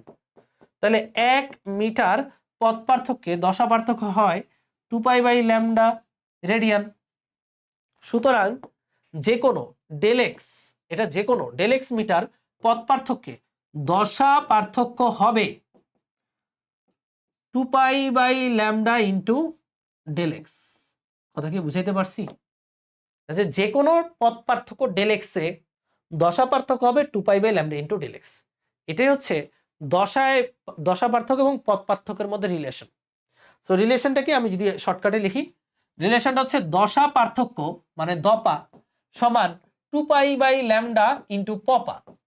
কিছু বুঝো না বুঝো ঠাডা মুখস্থ করবা এটা। আবার বুঝো ল্যামডা মিটার পদ পার্থক্য হলে দুইটা কণার মধ্যে দশা পার্থক্য হবে 2π। তাহলে এক হলে 2π/λ, তাহলে ডেল এক্স হলে 2π/λ ইন্টু ডেল এক্স। তাহলে এটা হচ্ছে দশা পার্থক্য এবং পদ পার্থক্যের মধ্যে গুরুত্বপূর্ণ রিলেশন, পরীক্ষায় আসবে। This is the relation between phase difference, এটাকে বলা হয় ফেজ ডিফারেন্স, এটাকে বলা হয় পাথ ডিফারেন্স। পদ পার্থক্য এবং দশা পার্থক্যের মধ্যে সম্পর্ক। ওকে, তো তোমাকে পদ পার্থক্য দিয়ে দিবে, বলবে দশা পার্থক্য কত, অথবা দশা পার্থক্য দিয়ে দিবে, বলবে পদ পার্থক্য কত। ঠিক আছে, ওকে নেক্সট কোয়েশ্চেন আমরা যাই। ওকে, সো এবার আমাদের কোয়েশ্চেন চলে এসেছে। এই কোয়েশ্চেনটা আসার আগে আমি তোমাদেরকে বলি, উৎস যদি সেম থাকে, দেখো ভাই আমি তোমারে এখানে এই বায়ু মাধ্যমে বললাম সগীর, আমার ভোকাল কর্ডের কম্পাঙ্ক যা ছিল আমি যদি পানিতে গিয়েও সগীর বলে ডাক দেই, কম্পাঙ্ক সেম থাকবে। তাহলে এই অঙ্ক করার পূর্বে কয়েকটা জিনিস মাথায় নিতে হবে, সেটা হচ্ছে উৎস সেম থাকলে, একটু লিখো, উৎস সেম হলে কি সেম, কম্পাঙ্ক সেম হবে, সেম হবে। মাধ্যম চেঞ্জ হলেও উৎস সেম, মাধ্যম চেঞ্জ হলেও, এটা লিখে নাও, এখানে একটু লিখে নিতে হবে, মাধ্যম মাধ্যম মাধ্যম পরিবর্তন হলেও, মাধ্যম পরিবর্তন হলেও লিখে নাও, এটা মাধ্যম পরিবর্তন হইছে কিন্তু উৎস সেম, তাহলে কম্পাঙ্ক কি সেম। ওকে, মাধ্যম পরিবর্তন হইছে, উৎস সেম, তার মানে কি ভাইয়া, কম্পাঙ্ক কি হবে, সেম থাকবে, মনে থাকে যেন। তাহলে মাধ্যম পরিবর্তন হলে কি পরিবর্তন হয় ভাইয়া, বেগ এবং ল্যামডা তরঙ্গ দৈর্ঘ্য পরিবর্তন হয়, পরিবর্তন হয়, মনে থাকে জানো। আমরা সূত্র জানি, সূত্র না জানলেও এই প্রমাণটা বলতে পারবো, এই যে প্রমাণটা আমরা করতে পারবো, 2 লাইনে করা যাবে, 9-10-এও ছিল, আমি প্রমাণটা করে দেখা দিই। যে আমরা জানি তরঙ্গ বেগ ভি, কম্পাঙ্ক এফ, আর ল্যামডা হচ্ছে তরঙ্গ দৈর্ঘ্য। তো আমরা জানি যে তরঙ্গ সমবেগে যায়, তাহলে তরঙ্গের অতিক্রান্ত দূরত্ব এস সমান ভি ইন্টু সময়, এটা লেখা যায় এস ইকুয়াল ভিটি, লেখা যায় না, যায়। এখন আমি যদি বলি তরঙ্গ বেগ ভি আর টাইমের মান দিলাম পর্যায়কাল, তো বলো, তোমরাই বলো, পর্যায়কাল সময়ে তরঙ্গ যেই দূরত্ব যায় সেটাকে কি বলে, পর্যায়কাল সময়ে তরঙ্গ যেই দূরত্ব যায় তাকে বলা হয় তরঙ্গ দৈর্ঘ্য। তাহলে এই যে এইটার গুণফল হচ্ছে তরঙ্গ দৈর্ঘ্য ল্যামডা, তাহলে ল্যামডা সমান ভিটি লেখা যাবে, তাই না? তাহলে এইবার দেখো ভি টি এর জায়গায় লেখা যাবে 1/f সমান সমান ল্যামডা, লেখা যাবে না? হ্যাঁ, পর্যায়কাল সময়ে এখানে যখন টি এর মান ক্যাপিটাল টি বসাইছো, দূরত্বের জায়গায় বসবে ল্যামডা, কারণ পর্যায়কাল সময়ে যেই দূরত্ব যায় তাকে বলা হয় ল্যামডা। তাহলে ল্যামডা সমান v/f, সুতরাং এখানে লিখতে পারবো v সমান f ল্যামডা। এটা আমাদের 9-10-এ ছিল, এই সূত্রটা আমাদের 9-10-এ ছিল। এখন তোমরাই বলো, আমরা যেমন বলছি উৎস সেম, তরঙ্গ সৃষ্টির উৎস সেম থাকলে f কি, ধ্রুবক। f ধ্রুবক হলে মাধ্যম চেঞ্জ হলে f সমান আমরা লিখতে পারবো v1/λ1 সমান v2/λ2, মাধ্যম যদি চেঞ্জ হয়ে যায়, মনে থাকবে। আর উৎস চেঞ্জ হলে কম্পাঙ্ক ভিন্ন হবে, আর একই মাধ্যমে তরঙ্গের বেগ একই থাকে, বুঝছো? এটা একটু কনফিউজিং না? দেখো, ধরো আমি টেবিলে একটা আওয়াজ ক্রিয়েট করলাম, এটা কি শব্দ, এটা কি, এই যে কলম আর টেবিলের মাধ্যমে শব্দটা সৃষ্টি হয়েছে, এই শব্দের বেগ ধরো 330 মিটার পার সেকেন্ড, আর আমি ডাকলাম সগীর, এই শব্দের বেগও কত, 330। তাহলে দুইটাই কি শব্দ, বাট ভিন্ন উৎস। এই উৎসের কম্পাঙ্ক আর এই উৎসের কম্পাঙ্ক সেম না, কম্পাঙ্ক ভিন্ন কিন্তু মাধ্যম সেম। কি সেম, মাধ্যম সেম, তার মানে বেগ কি সেম হবে, ভি সেম হবে। এগুলো কমন সেন্স, এগুলো একটু চিন্তা করলে হয়, যে যেহেতু শব্দ, তার মানে শব্দ যেখান থেকে সৃষ্টি হোক, এই শব্দের বেগ যা, সগীর এই শব্দের বেগটাও তাই, কিন্তু এটার কম্পাঙ্ক আর এটার কম্পাঙ্ক ভিন্ন, তার মানে শব্দের বেগ সেম হইতে পারে, কম্পাঙ্ক ভিন্ন, তরঙ্গ দৈর্ঘ্য ভিন্ন হবে, রাইট?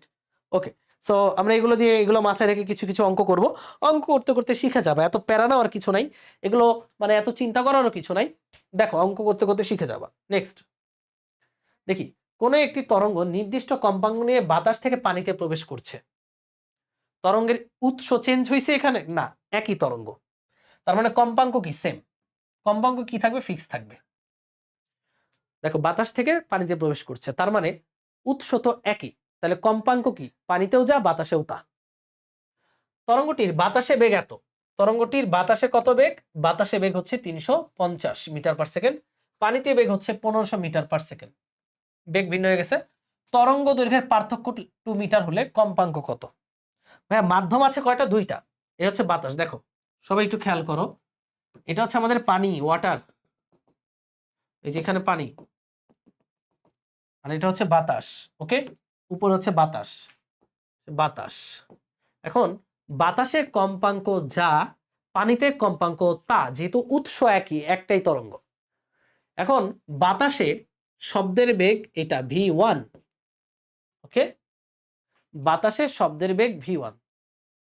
আচ্ছা, নির্দিষ্ট কম্পাঙ্ক নিয়ে পানি থেকে তরঙ্গ দৈর্ঘ্যের পার্থক্য হলে এত হলে কম্পাঙ্ক কত? কোয়েশ্চেনটা মনে হয় একটু রং আছে, আমি কোয়েশ্চেনটা আসলে দেখে নেই, কোয়েশ্চেনে কম্পাঙ্ক চাইছে নাকি দেখে নেই।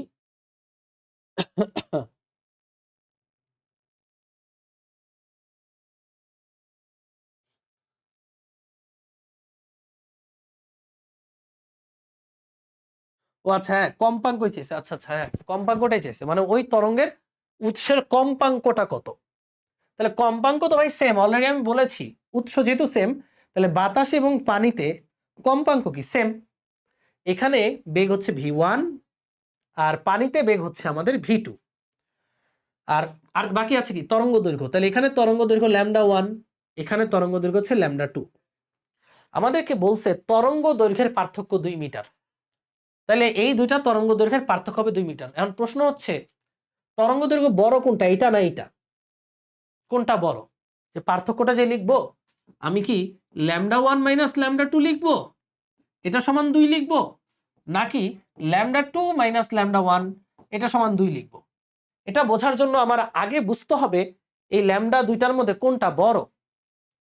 তো সেটা কিভাবে বোঝা যায়, এই যে দেখো, সেটা বোঝার কোনো মানে বোঝার একদম সহজ উপায় হচ্ছে যে কম্পাঙ্ক তো ফিক্সড, তাহলে কম্পাঙ্কের সূত্র লিখি।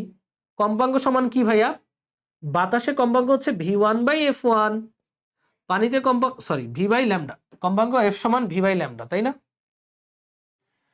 f সমান v1/λ1, এটা হচ্ছে v2/λ2। যেহেতু কম্পাঙ্ক সমান, কারণ আমরা সমান এটা সমান কি লিখতে পারি, কনস্ট্যান্ট। দেখো এই দুইটার অনুপাত কি, কনস্ট্যান্ট একই, তাহলে v is proportional to lambda, কথা কি বোঝা গেছে এখান থেকে? ভাই কম্পাঙ্ক সমান, তাহলে বাতাসে এদের অনুপাত যা, পানিতে অনুপাত তা, তার মানে এটা সমান কি কনস্ট্যান্ট, তাহলে v সমান ল্যামডা ইনটু কে, কনস্ট্যান্ট উঠাই দিলে v এর সাথে সম্পর্ক হচ্ছে সমানুপাতিক, সোজা হিসাব।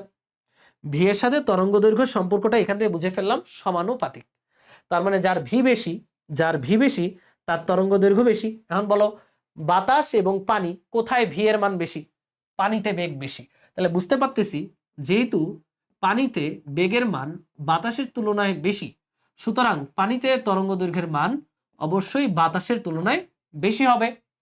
সুতরাং এখানে লিখতে পারবো তরঙ্গ দৈর্ঘ্যের পার্থক্য অর্থাৎ পানিতে মাইনাস বাতাসে সমান 2। এখন আমরা লিখতে পারি ল্যামডা সমান সমান কি লেখা যায়, v/f, তাহলে λ2 সমান লিখতে পারবো v2/f মাইনাস λ1 সমান লিখতে পারবো v1/f, লেখা যাবে f যেহেতু same is equal to 2।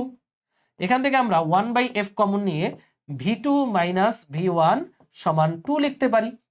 v2 minus v1 কত, 1/f, v2 কত 1500 আর v1 হচ্ছে 350 ইজ ইকুয়াল টু 2।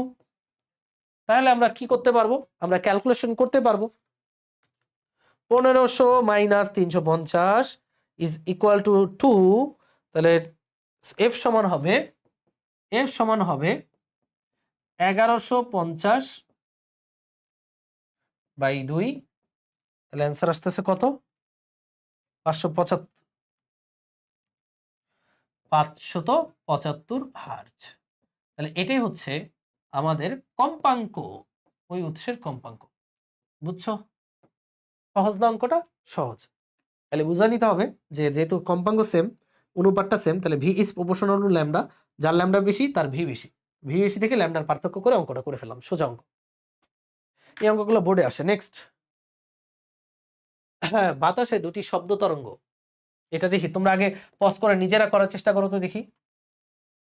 350 বেগে দুটি শব্দ তরঙ্গ, শব্দ দুটির কম্পাঙ্কের পার্থক্য ক্ষুদ্রতম তরঙ্গ দৈর্ঘ্য। আচ্ছা, এখানে আরেকটা বেগ উঠাইতে আমাদের টাইপিস্ট, মহামান্য টাইপিস্ট ভুলে গেছে।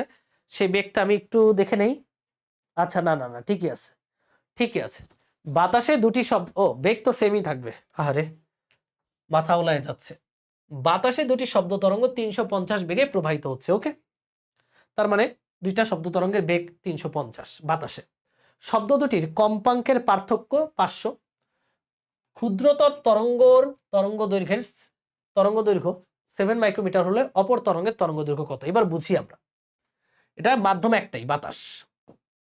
এখানে ভি সেম, তাহলে ভি সমান আমরা লিখতে পারি এফ ল্যামডা। তাহলে F one lambda one, F আর ল্যামডা ভিন্ন, সমান এফ টু ল্যামডা টু। এটা তো লেখা যাবে, যাবে না? এবার কে সেম ভাইয়া? ভি সেম, যেহেতু বাতাসে মানে একই মাধ্যমে। ভি সেম, এফ আর ল্যামডা ভিন্ন, এফ আর ল্যামডা ভিন্ন। ওকে, এবার বলছে ক্ষুদ্রতর তরঙ্গের তরঙ্গ দৈর্ঘ্য 7 হলে। আচ্ছা, এই লাইনটা খেয়াল করি। কম্পাঙ্কের পার্থক্য হচ্ছে 500। তাহলে বড় কম্পাঙ্ক মাইনাস ছোট কম্পাঙ্ক সমান 500। তাহলে এটা মনে করো বৃহত্তর তরঙ্গ দৈর্ঘ্য। এই ল্যামডাটাকে ধরো বৃহত্তর, আর এই ল্যামডা টুকে ধরো ক্ষুদ্রতর। এই ক্ষুদ্রতর তরঙ্গের তরঙ্গ দৈর্ঘ্য দেওয়া আছে 7 মাইক্রোমিটার। তাহলে বলো তো দেখি, ভি যেহেতু কনস্ট্যান্ট, মানে ভি যেহেতু সমান, তাহলে এফ ল্যামডা সমান কনস্ট্যান্ট লেখা যাবে। এফ ল্যামডা গুণফল সমান কনস্ট্যান্ট। তাহলে এফ এর সাথে ল্যামডার সম্পর্ক কিন্তু এখানে ব্যস্তানুপাতিক। তাহলে বুঝতে হবে যার তরঙ্গ দৈর্ঘ্য ছোট তার কম্পাঙ্ক বড়, যার তরঙ্গ দৈর্ঘ্য ছোট তার কম্পাঙ্ক বড়। তো কার তরঙ্গ দৈর্ঘ্য ছোট? এই যে ল্যামডা টু, তাহলে কম্পাঙ্ক তার বড় হবে। এখানে তাহলে বুঝতে পারতেছি কম্পাঙ্কের পার্থক্য মানে বড় কম্পাঙ্ক মাইনাস ছোট কম্পাঙ্ক সমান 500। এটুকু করতে পারলে অঙ্ক শেষ। ওই যে ওটুকু দেওয়া আছে। আবারও বুঝো কি করছি। ভি যেহেতু সেম, ভি সমান F one lambda one, F two lambda two. দেখতে পাচ্ছি এফ আর ল্যামডা গুণ আকারে সমান কনস্ট্যান্ট। তাহলে এফ আর ল্যামডার সাথে সম্পর্ক ব্যস্তানুপাতিক। তাহলে ক্ষুদ্রতর যেটা ল্যামডা টু যদি ক্ষুদ্রতর হয়, তাহলে এফ টু হবে বৃহত্তর। তাহলে এফ টু আর এফ ওয়ান এর পার্থক্য 500। এফ মানে কি? এফ মানে হচ্ছে ভি বাই ল্যামডা।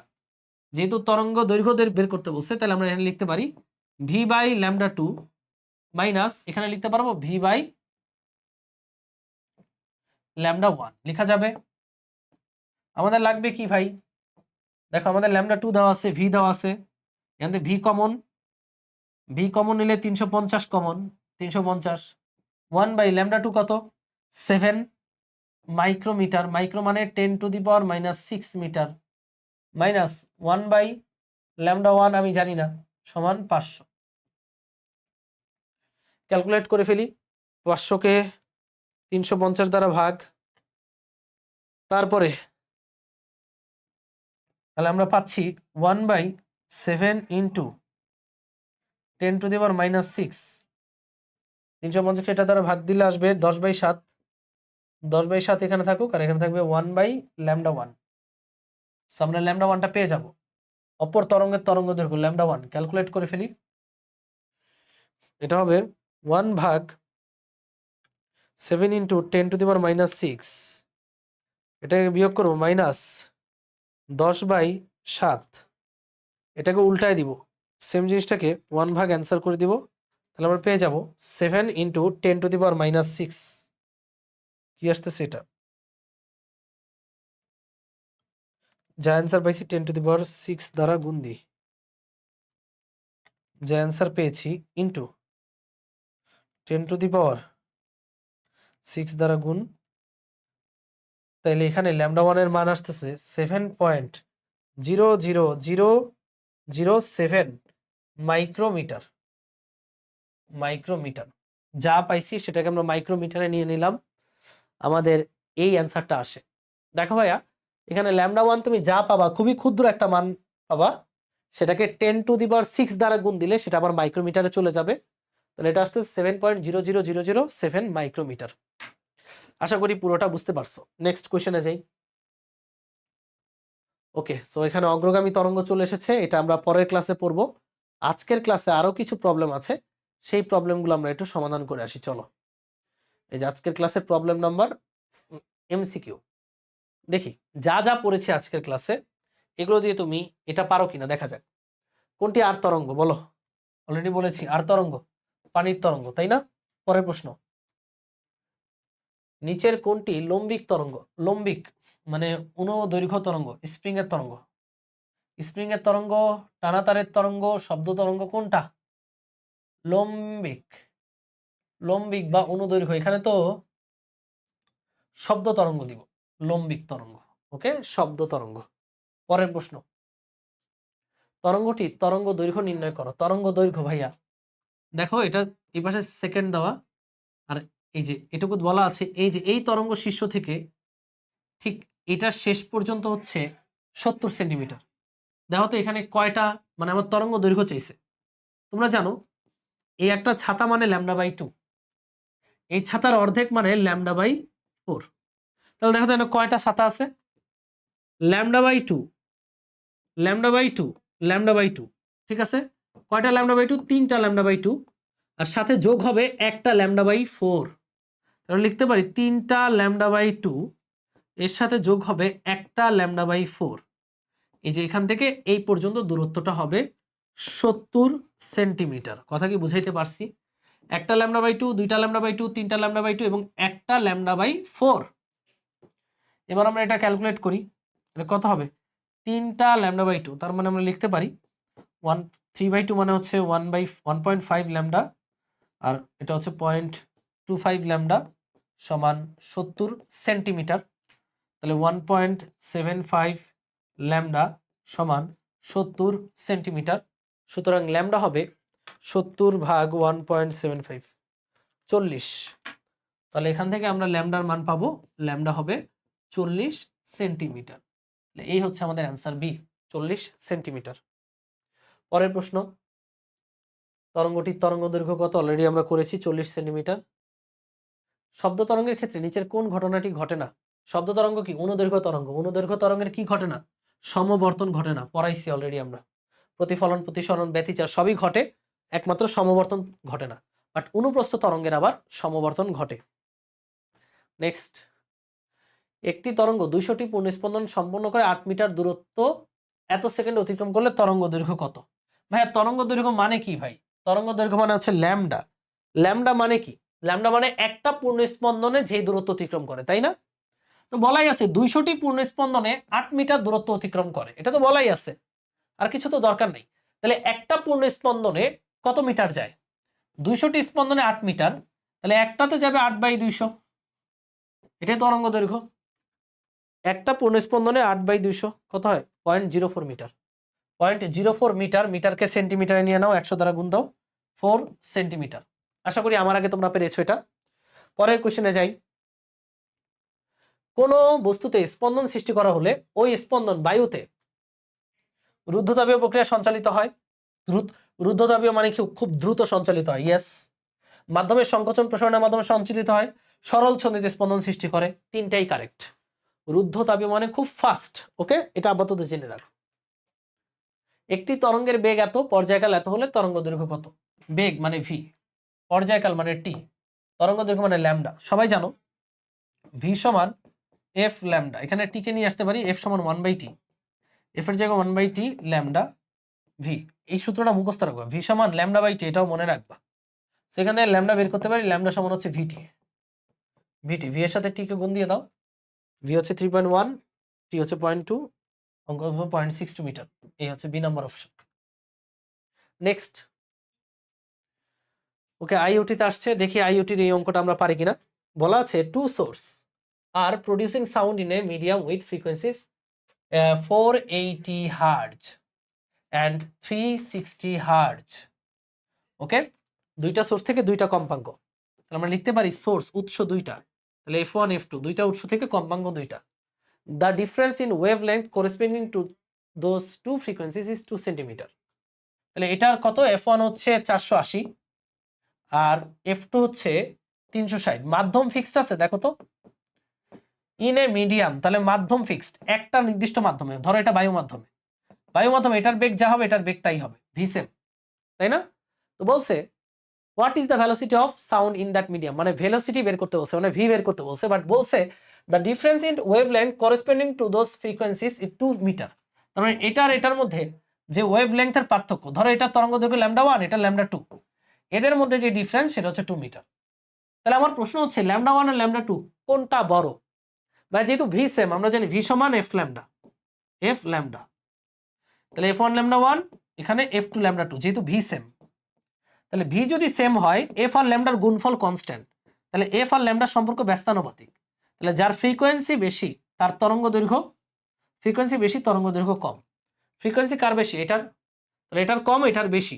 তাহলে আমরা বলতে পারি এখানে ফ্রিকোয়েন্সি যেহেতু f1 is greater than f2,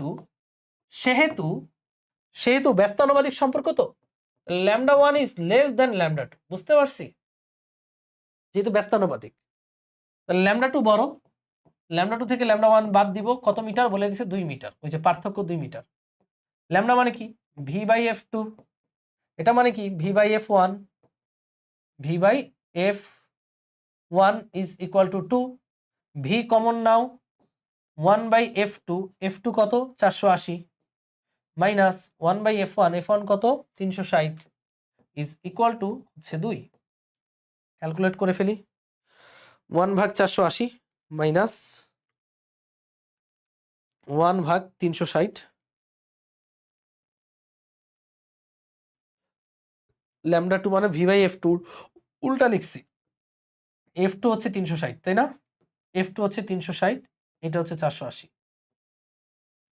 এবার ঠিক আছে, 1 বাই 360 মাইনাস 1 বাই 480, এর সাথে 2 গুণ দিব, 1440 ইন্টু 2, তাহলে 2880। তাহলে বেগের মান আসতেছে 2880 মিটার পার সেকেন্ড। সো আমরা আইইউটিয়ান হয়ে গেলাম। আইইউটি মানে ইসলামিক ইউনিভার্সিটি অফ টেকনোলজি, খুবই চমৎকার ইউনিভার্সিটি ইঞ্জিনিয়ারিং এর জন্য। নেক্সট, একটি শব্দ তরঙ্গ 3 মিনিটে 1080 মিটার দূরত্ব অতিক্রম করে। সময় দেওয়া আছে, দূরত্ব দেওয়া আছে ভিটি। এই শব্দ তরঙ্গের তরঙ্গ দৈর্ঘ্য 60 হলে পর্যায়কাল কত? ভাইয়া তরঙ্গ দৈর্ঘ্য আর পর্যায়কালের সম্পর্ক কি? একটু আগেই বলছি, ল্যামডা সমান ভি টি, এই সূত্রটা মুখস্থ রাখবা। ল্যামডা হচ্ছে টি সময়ে অতিক্রান্ত তরঙ্গ দৈর্ঘ্য, বলছে পর্যায়কাল কত, তাহলে টি সমান হচ্ছে ল্যামডা বাই ভি। ল্যামডা কি দেওয়া আছে? হ্যাঁ দেওয়া আছে, তরঙ্গ দৈর্ঘ্য 60 সেন্টিমিটার, মিটার নিলে 0.6, তাহলে লাগবে কি? ভি, তরঙ্গের বেগ। এই যে সময় আর দূরত্ব থেকে আমরা তরঙ্গের বেগ বের করতে পারি। S is equal to VT, S কত? এস হচ্ছে 1080, ভি জানি না, টি হচ্ছে 3 মিনিট, 3 মিনিট মানে এত সেকেন্ড, লাগবে কি? ভি। 3 6 18, 180 দিয়ে 1080 কে ভাগ করো, 1080 ভাগ 3 6 18 মানে 180। তাহলে তরঙ্গের বেগ আসতেছে 6 মিটার পার সেকেন্ড। বেগটা ফকাত করে এখানে বসায় দাও, 6.6 কে 6 দ্বারা ভাগ করলে 6/60, 1/10 মানে 0.1, তাহলে পর্যায়কাল আসতেছে 0.1 সেকেন্ড। মুখে মুখে ক্যালকুলেট করা যায়, এই যে ডি নাম্বার অপশনে 0.1 সেকেন্ড আছে, চুয়েটে আসছে 15-16 সেকশনে। পরের কোয়েশ্চেন, এগ্রি গুচ্ছতে আসছে, দুইটা সুশলাকার কম্পাঙ্ক, দুইটা ভিন্ন কম্পাঙ্ক, বায়ুতে শলাকাতে সৃষ্ট তরঙ্গ দৈর্ঘ্য অনুপাত কম্পাঙ্ক এত। ভাইয়া বায়ুতে কি বেগ সেম, তাহলে ভি সমান এফ ওয়ান ল্যামডা ওয়ান সমান আমরা কি লিখতে পারি? এফ টু ল্যামডা টু, বেগ সেম তো। তাহলে বলছে কম্পাঙ্ক এত হলে তরঙ্গ দৈর্ঘ্যের অনুপাত, মানে ল্যামডা ওয়ান আর ল্যামডা টু এর অনুপাত। তাহলে যেহেতু ভি সেম আমরা লিখতে পারবো এটা সমান এটা, lambda one by lambda two, lambda ওয়ানের নিচে ল্যামডা টু কে নিয়ে আসছি, সেটা হবে F two by F one. F two কত? এফ টু হচ্ছে 384 আর এফ ওয়ান হচ্ছে 128, কত হয়? 384 কে 128 দ্বারা ভাগ, এটা হবে 3/1। 3:1 কই আছে? এ নাম্বার অপশনে আছে। দেখো বলছে তরঙ্গ শলাকা দুইটি হতে সৃষ্ট তরঙ্গ দৈর্ঘ্যের অনুপাত কোনটা আগে কোনটা পরে, যখন এরকম বলবে তখন মনে রাখবা প্রথম অনুপাত দ্বিতীয়, শেষ। পরের কোশ্চেনে যাই। ঢাকা ইউনিভার্সিটি 18-19 আসা প্রশ্ন। উৎস হতে ধ্বনিত শব্দ একজন ব্যক্তি শুনতে পেল 5 সেকেন্ড পরে, যখন একই শব্দ আরেকজন ব্যক্তি শুনতে পেল 6 সেকেন্ড পরে। এটা মনে করো উৎস, এটা মনে করো শব্দের উৎস। এখানে একজন ব্যক্তি আছে, এই ব্যক্তি শব্দ শুনতে পায় কত সেকেন্ড পরে? 5 সেকেন্ড পরে। আরেকজন ব্যক্তি শুনতে পায় 6 সেকেন্ড পরে। মনে করো আরেকজন ব্যক্তি এখানে আছে, যেহেতু পিছে থাকবে এই কারণে একটু বেশি সময় পর, মানে 6 সেকেন্ড পরে শব্দটা শুনতে পায়। শব্দের বেগ 300। একই দুই ব্যক্তির মধ্যে সর্বোচ্চ সর্বনিম্ন দূরত্ব কত? আচ্ছা একই না, এখানে হবে দুই ব্যক্তির মধ্যে সর্বোচ্চ এবং সর্বনিম্ন দূরত্ব কত।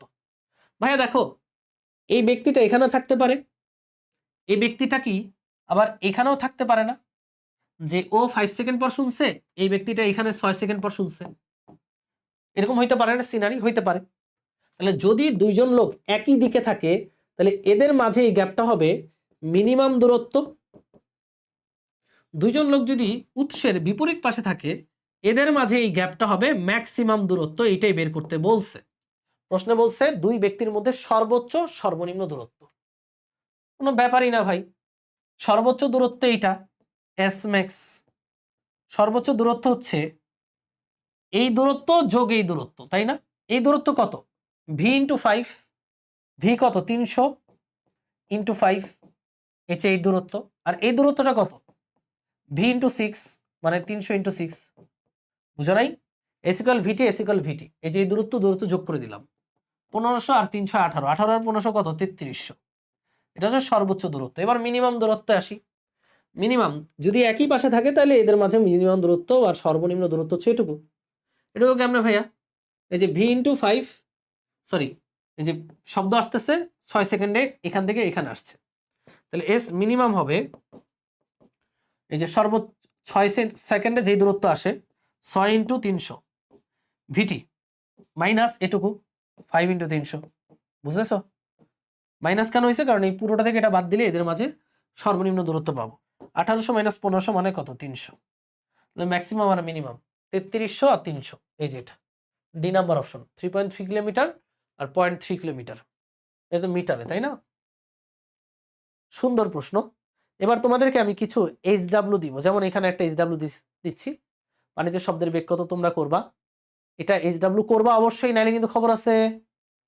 এই যে এখানে বলছে সবকিছু দিয়ে দিছে, বলছে 100 কম্পনে কত দূর যাবে। কম্পন মানে পূর্ণ কম্পন, তাহলে এখানে এসিক্যাল একটা পূর্ণ কম্পনে কতটুকু যায়? ল্যামডা। তাহলে 100 কম্পনে যাবে n ইন্টু ল্যামডা, এসিক্যাল n ল্যামডা। কথা কি বুঝছো ভাইয়া? একটা পূর্ণ স্পন্দনে তরঙ্গ যায় ল্যামডা দূরত্ব, তাহলে n সংখ্যক পূর্ণ কম্পনে তরঙ্গ যাবে n ইন্টু ল্যামডা দূরত্ব। সিম্পল হিসাব, n lambda. 100 into lambda, lambda বের করে এটার সাথে গুণ দিয়ে দিবা, অঙ্ক শেষ। জাহাঙ্গীরনগরে আসছে আর কি।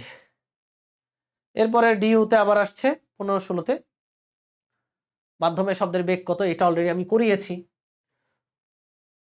কম্পাঙ্ক দিয়ে দিছে, তরঙ্গ দৈর্ঘ্যের পার্থক্য বলছে, তাহলে ভি সেম। ভি সেম থাকলে ভি সমান f1 ল্যামডা 1 সমান f2 ল্যামডা 2। তাহলে বুঝতে হবে যার কম্পাঙ্ক বেশি তার তরঙ্গ দৈর্ঘ্য কম। তাহলে এটার তরঙ্গ দৈর্ঘ্য কম, তার মানে বুঝে নিতে হবে lambda 1 is less than lambda 2। তাহলে ল্যামডা 2 মাইনাস ল্যামডা 1 2, অঙ্ক শেষ। করাইছি অলরেডি, অলরেডি আমরা এটা করাইছি। ওকে, সো এখানে আর কিছু আছে? হ্যাঁ, এখানে কিছু সিকিউ কোশ্চেন আছে। এই সিকিউ কোশ্চেনগুলো পারার মতো, পারার মতো। যেমন ধরো এই সমীকরণ তুমি চিনো না, চেনার দরকারও নেই। উদ্দীপকে বলছে পিও কিউ সুশলাকার কম্পাঙ্ক বের করো, চিটাগাং বোর্ড 2019। কম্পাঙ্ক বের করবা এইচডব্লিউ। পরের প্রশ্ন, আমি যেগুলো এইচডব্লিউ লিখতেছি এগুলো অবশ্যই ট্রাই করবা, কারণ অলরেডি আমরা করাইছি। আচ্ছা, কতটি পূর্ণ কম্পন সম্পন্ন করে করে জানা কম্পাঙ্কের সুশলাকার সৃষ্ট শব্দ 130 মিটার দূরত্ব অতিক্রম করবে? মানে কয়টা পূর্ণ স্পন্দনের মাধ্যমে 130 মিটার দূরত্ব অতিক্রম করবে? এটাও এইচডব্লিউ করাইছি অলরেডি। এই মডেলের অঙ্ক করবা, অবশ্যই করবা, এটা আমরা করে দেব না। গ্যাসটিতে শব্দের বেগ কত হবে, বেগের মান বের করবা ভি ইকুয়াল এফ ল্যামডা সূত্র দিয়ে করবা। আমি করে দেব না, এটা করে দেব না মানে দেব না, তোমাদের করতে হবে। এটা করে দেওয়া যায়, এটা একটা খুবই চমৎকার অঙ্ক। নেক্সট ক্লাসে শুরুই করবো আমরা এটা দিয়ে। পরের প্রশ্ন যাই। ওকে, তো বলছে ওই মাধ্যমে সুশলাকা 100 কম্পনে কত দূর যাবে? সহজ অঙ্ক, এটাও তোমাদের HW. S equal N lambda, S equal N lambda, lambda বের করবা, কম্পাঙ্ক কত 100, মানে 100টা কম্পনে কত দূরত্ব যাবে। তোমরা জানো একটা কম্পনে ল্যামডা দূরত্ব, তাহলে এন সংখ্যক কম্পনে এন ল্যামডা দূরত্ব, শেষ। তো এই যে এখানে যেইগুলো আমি এইচডব্লিউ লিখেছি, এগুলো যদি এইচডব্লিউ না করো তাহলে তোমার মহাপাপ হবে। সো আজকের ক্লাসটা এই পর্যন্ত, নেক্সট ক্লাসে আমরা করব বুয়েটের অঙ্কটা দিয়ে শুরু হবে, এরপর অগ্রগামী তরঙ্গ। সো সবাই আশা করি ক্লাসটা বুঝতে পেরেছো, যেখানে যেখানে বুঝবা না ওইখানে আবার দেখবা, স্লো করে দেখবা, আশা করি পুরোটা ক্লিয়ার হয়ে যাবে। That's all for today. সবাই ভালো থাকো, আল্লাহ হাফেজ, tata tata tata tata tata.